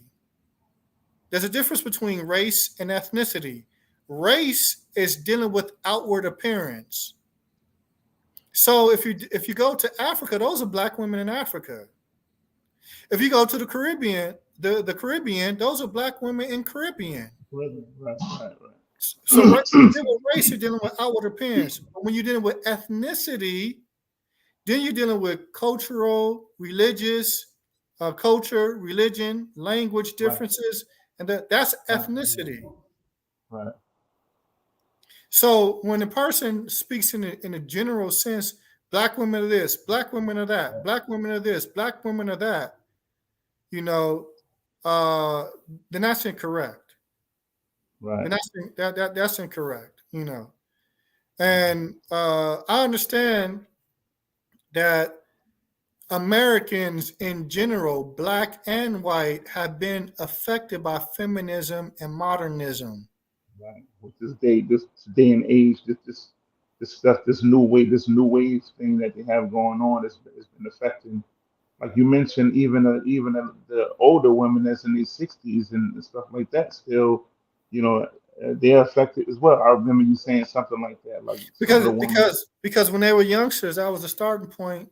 When it comes to the Black community, that was the starting point when a lot of that feminism started hitting within the community. I remember when I was a child, my mother used to watch some of these shows. It was a talk show that was it Phil Donahue or something, but it was one it's way back in the day, right? Yeah, We yeah, talking the '90s, right? right, Yeah, we talking the '90s, right? But it was a segment. I still remember this where it was a Black woman saying, "A man is not a need; he's a privilege." right. You And know that. this is the standard that Yeah, a lot of women live by today. mhm. I don't need no man, and all of these slogans that you hear them say today. Yeah. But You see, know, that's that modernism and feminism that aided in destroying the family structure here, right? But to say that Black women, Black women, Black women, that's incorrect. Because again, when you're dealing with race, you're dealing with outward appearance.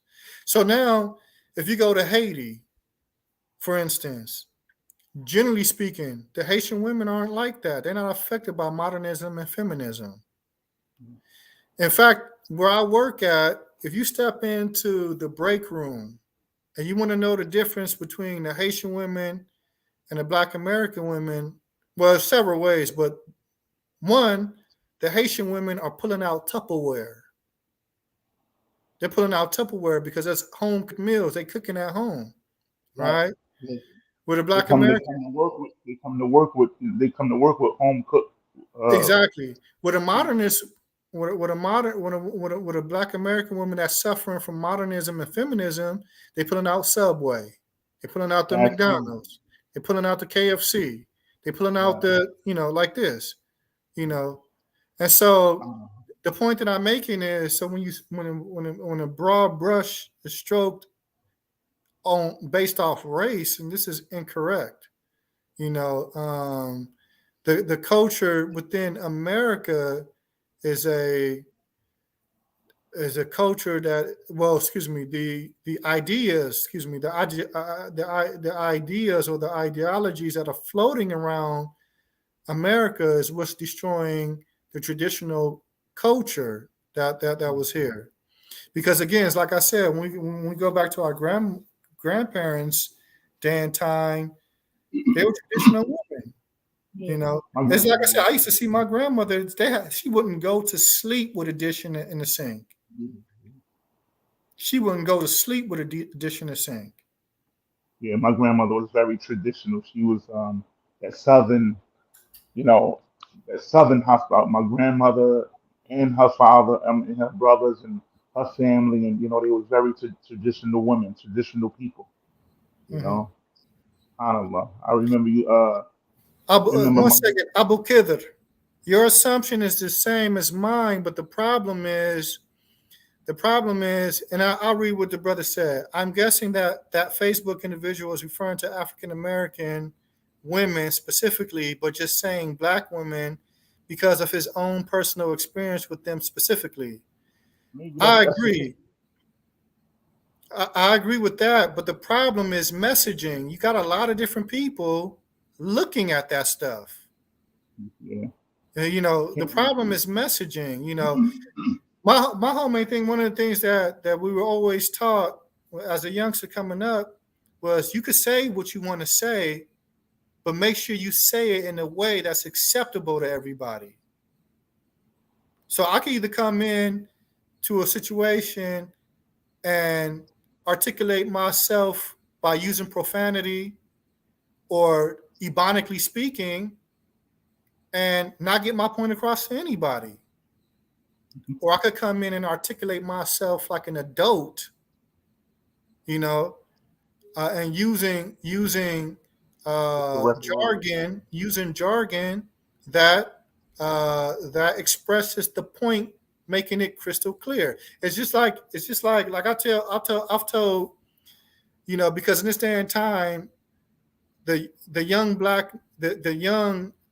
black American male that's into thug culture, that's in the thug culture. The young black American male in the thug culture today is an emotional man. Is an emotional man that doesn't know how to handle pressure properly. I'm Doesn't know talking how to about speak. I'm talking about the ones that's in the thug culture. Yo homie, yo, and look up to that so-called G code thinking and all that. Those types of guys. I Hmm. see these guys at the job, they get told something by a supervisor and they start flipping out. I had to pull one to the side and I told him, listen, you're in a different environment right now. You're not on the street somewhere. I said, do you have children? He said, yes. I said, you taking care of them? He said, yes. I said, you paying rent? He said, yeah. I said, you don't need to be acting like that then. Because the way that you are moving could cause you to lose your job. And guess what? There's nothing more reliable than that monthly bill. That light bill is going to come on time, the same time every month. The rent's going to be due at the same time every month. If you're silly enough to go get a car note and you have to pay for that car every month, that bill is going to keep coming every month, and everything that's connected to with it, from insurance and whatever else may be the case.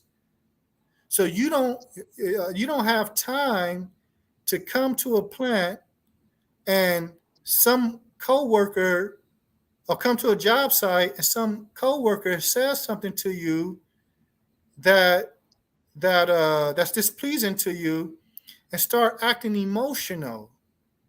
Start acting emotional. You need to be able to articulate yourself in this environment. And if you go out into the street, you just want to handle it that way. Okay, well now you're on the street. There's no real consequences to the effect of to the degree of the consequences that could affect you while you're at the job site. when I was at my job, I had some guy try to flex his authority on me one time. And the job that I have, I work for a company that's contract my company has contracts with companies to fulfill a duty. So I remember I was on the job and some guy who worked for the company that that my company had a contract with, I was going to make the salat. I was going to pray Maghrib with another brother who worked for that company. So we walk into an area that's like the executives area, and this guy comes out of nowhere. Where you guys going? And so the brother who worked for that company directly, he responded. He said, "We're going to pray." Now, as far as I was concerned, the guy that should have been it. That should have been it, because even legally, he can't stop his employee from praying. Right. So that should have been it. But then he continued. Who told you guys you could be back here? And because the brother had initiated the response, I was going to give him the honor to continue dealing with the guy. But then when I looked at the brother and I saw the look on his face, I said, I better step in, because he looked like he was shook. So I stepped in. I said, actually, if you may be unaware of what's taking place here, so I'm going to direct you to the manager so and so, because we are authorized to come back here to pray. So I'm going to direct you to him if you have any further questions. So the guy kept going. Now, that should, as far as I'm concerned, that should have been enough. But he came back with something like, "Well, I need to know what's going over here because you work for me," and da da da da. He said something to this effect. I said, "No, I don't work for you. You're mistaken. I don't work for you. Yes, you do work for me. No, I don't. I work for such and such and such and such a company, and I'm contracted to be here. And there's a protocol that is that is done." That we have whenever somebody may have an issue with me. I said, you shouldn't even be talking to me. And I'm telling you that these things have already been worked out. If you have a misunderstanding or lack of understanding, then you need to go back to manager so-and-so, and he'll explain it to you. Right. So the guy still tried to keep going back and forth. He said something. I don't even remember what he said. The last thing I said to him, "Do we have a problem?" And when I said that, he looked dumbfounded and he said, "No, we don't have a problem." Okay, keep moving. So, but the point that I'm making is, a lot of times, man, you don't have to get emotional and all that, because I talked calm to him. I wasn't yelling. I wasn't, I wasn't timid neither, but I wasn't yelling. I didn't have a spiteful or like sarcastic tone with me. I was just speaking calmly to the guy. Like, okay, obviously you don't know what's going on over here. Articulating myself. That was that. Never had a problem with that from that guy again. See, a lot of times with us, majority of us, or especially the people in the hood and everything, they don't know how to talk. They don't know how to express themselves. They don't know how to articulate their words, and that's why a lot of times it becomes, threats and fights and shooting and all that stuff, because they don't know how to interact with people. Well, it's more to it than that. There's And that's one of but I'm gonna give another perspective. They're men with the wrong sense of manhood. They're men with the wrong sense of manhood. The first time I heard that, my father told me that. When he said that, I understood it. Wow. I understood it. You go back to the people in the hood. They're not scared. You can't say they're not men. You can't say that that they're not, but they have the wrong sense of what manhood is. And this is why I say that G code thinking, that G code street code thinking, that is one of the biggest means to the defeat of an individual by living by that so-called G code. If you think Right. about, like there was a entrepreneur. There was an entrepreneur named and a musician named Nipsey Hussle. The brothers probably haven't heard, but he was big in L.A. and he got killed. He was from a gang called Rolling 60s Crip. He got killed by another person from his gang, right? For what reason? Not sure. But he was real big in LA because he was about setting up businesses within his community, within his neighborhood. And he actually did. He bought like a whole shopping center, you know what I'm saying?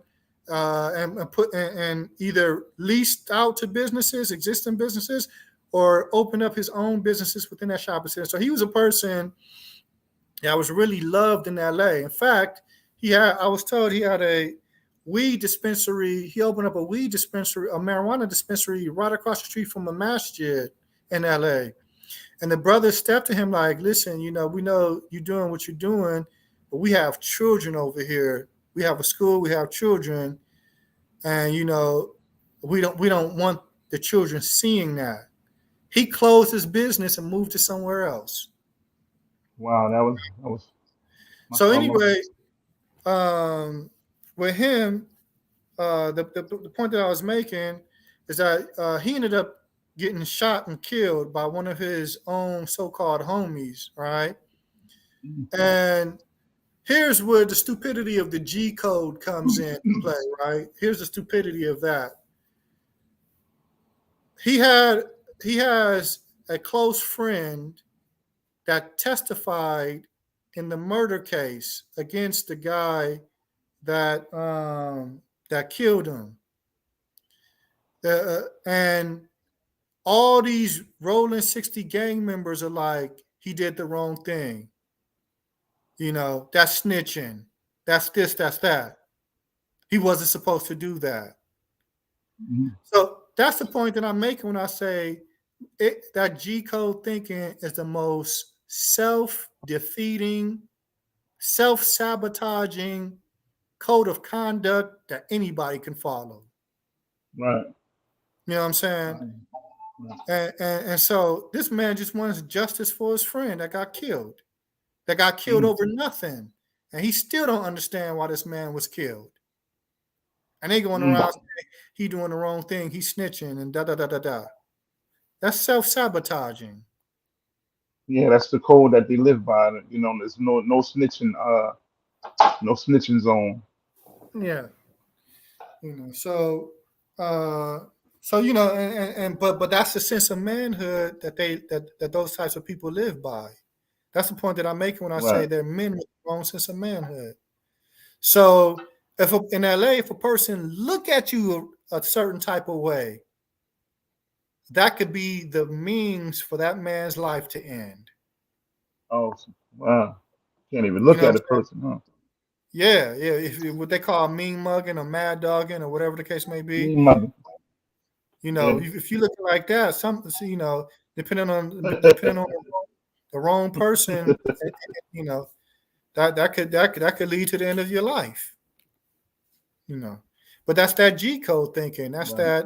that code of conduct. That self that could lead to two lives being destroyed.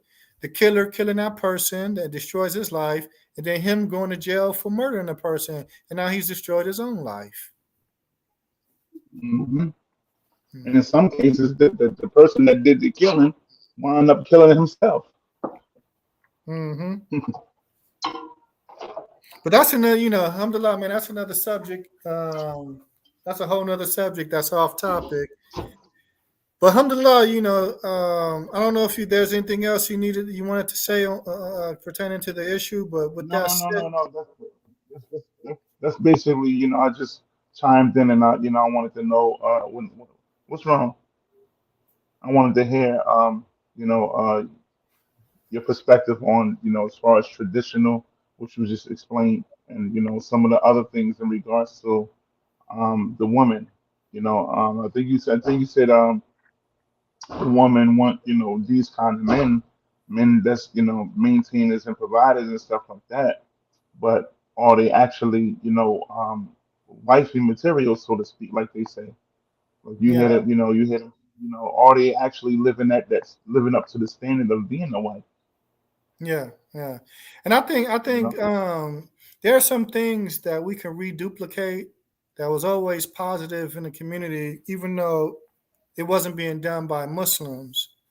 And one of the things that, because my background or my family's background, they came out of the NOI. And then when Elijah Muhammad passed away and WD took over, they entered into Islam um, Mashallah, from that tariq. And of mashallah. course, in seven, because Elijah Muhammad died in 75, they became Muslim. I was born in 78, and so alhamdulillah, I was born in Islam. You know, Mashallah. had its ups and downs, had my ups and downs of growing up, but the bottom line is I was born in Islam. But one of the things that the NOI had was the MGT classes, and that was specifically tailored to train women on how to be wives. Mm-hmm. And it may be that something like that just needs to be reduplicated in the masajid or somewhere. Right. Uh, Basic classes on women's etiquette, women's hygiene, and that's for so on. Uh, Yeah, man. and for the sisters that are currently listening, and wherever communities you come Right. to, With one time. perhaps you can One time. incorporate this in some of the communities. Basic woman, just like how in some masajid they have mentoring. They try and do mentoring for younger brothers. I know in the WD community they call it manhood classes or manhood training. Maybe something like that could be incorporated within the masajid with the sisters. Teaching sisters on hygiene, teaching sisters how to be traditional, and things of that nature. And Allah Tabarak wa Ta'ala knows best. Mashallah. That At was any good, rate, man. I've been Barakallah. talking for 2 hours, man. I'm about to sign out, inshallah. Yeah, Uh, man. Yeah, me too. Yeah, I, I a see little there's over nobody here. else that wanted to step into the discussion, so I'm going to end it Nah. here. Uh, it was good talking to you, Abu Abdullah. And Jazakumullah khair. barakallahu wa iyyakum. Barakallah. Assalamu alaikum. So, with that said and done, brothers and sisters, in closing, uh, I'm gonna leave the link once again to Talha Islamic Ministry for those that like the work that's being done. Then I highly encourage you to donate because again, it's a nonprofit organization, and right now the only way that we're raising funds is through public fundraising. So whenever you guys get the opportunity, donate to the nonprofit. Uh, that's one. Two, we have an upcoming event in the city of Philadelphia, inshallah, on August 20th. Allah's incentives for the righteous. Incentives. Everybody here speaks English, but just to recap, an incentive is something that motivates or encourages one to do something, right? And so Allah's incentives for the righteous, what was being referred to here, are things that Allah has prepared for the upright in paradise from felicities and bounties and like this. So that's what the talks would be about. It'll be highlighting specific aspects of paradise and what is waiting in paradise. We know that from in paradise, the believers will see Allah. We know that the believers will eat and drink in paradise. And other than that, from that which is mentioned in the text of the Quran and the Sunnah. So the lectures on August 20th, Saturday, August 20th, will be on that. Each speaker will be taking on a subject matter as it relates to uh, the rewards that are found in paradise. Our brother and elder uh, uh, Abdul Hafiz, the Imam of Mashi Mukbil, will be participating. Our brother Abu Zainab Tawfiq, our brother Abu Abbad Abdul Mutakabbir, and our brother Abu Yusuf Khalifa, and it'll be held at Mashi Ibn Taymiyyah. And for like I said, the brothers who are in the area, then I would highly encourage you to come out and benefit from the lecture series. It will be catered. Uh, that deal was already made. Walillah alhamd. It'll be catered by a local Philly business, a local Muslim business in Philly, Umi D's Burger Bistro. So brothers can come out and enjoy the lectures and enjoy the food and thus forth and so on. Also, if you're not subscribed to the channel, for obvious reasons, we encourage you to subscribe to the channel. Um, and I think that's all the announcements that I believe I need to make, and Allah knows best. And with that, subhanaka Allahumma wa bihamdik, ashhadu an la ilaha illa ant, astaghfiruka wa atubu ilayk. Assalamu alaikum wa rahmatullahi wa barakatuh.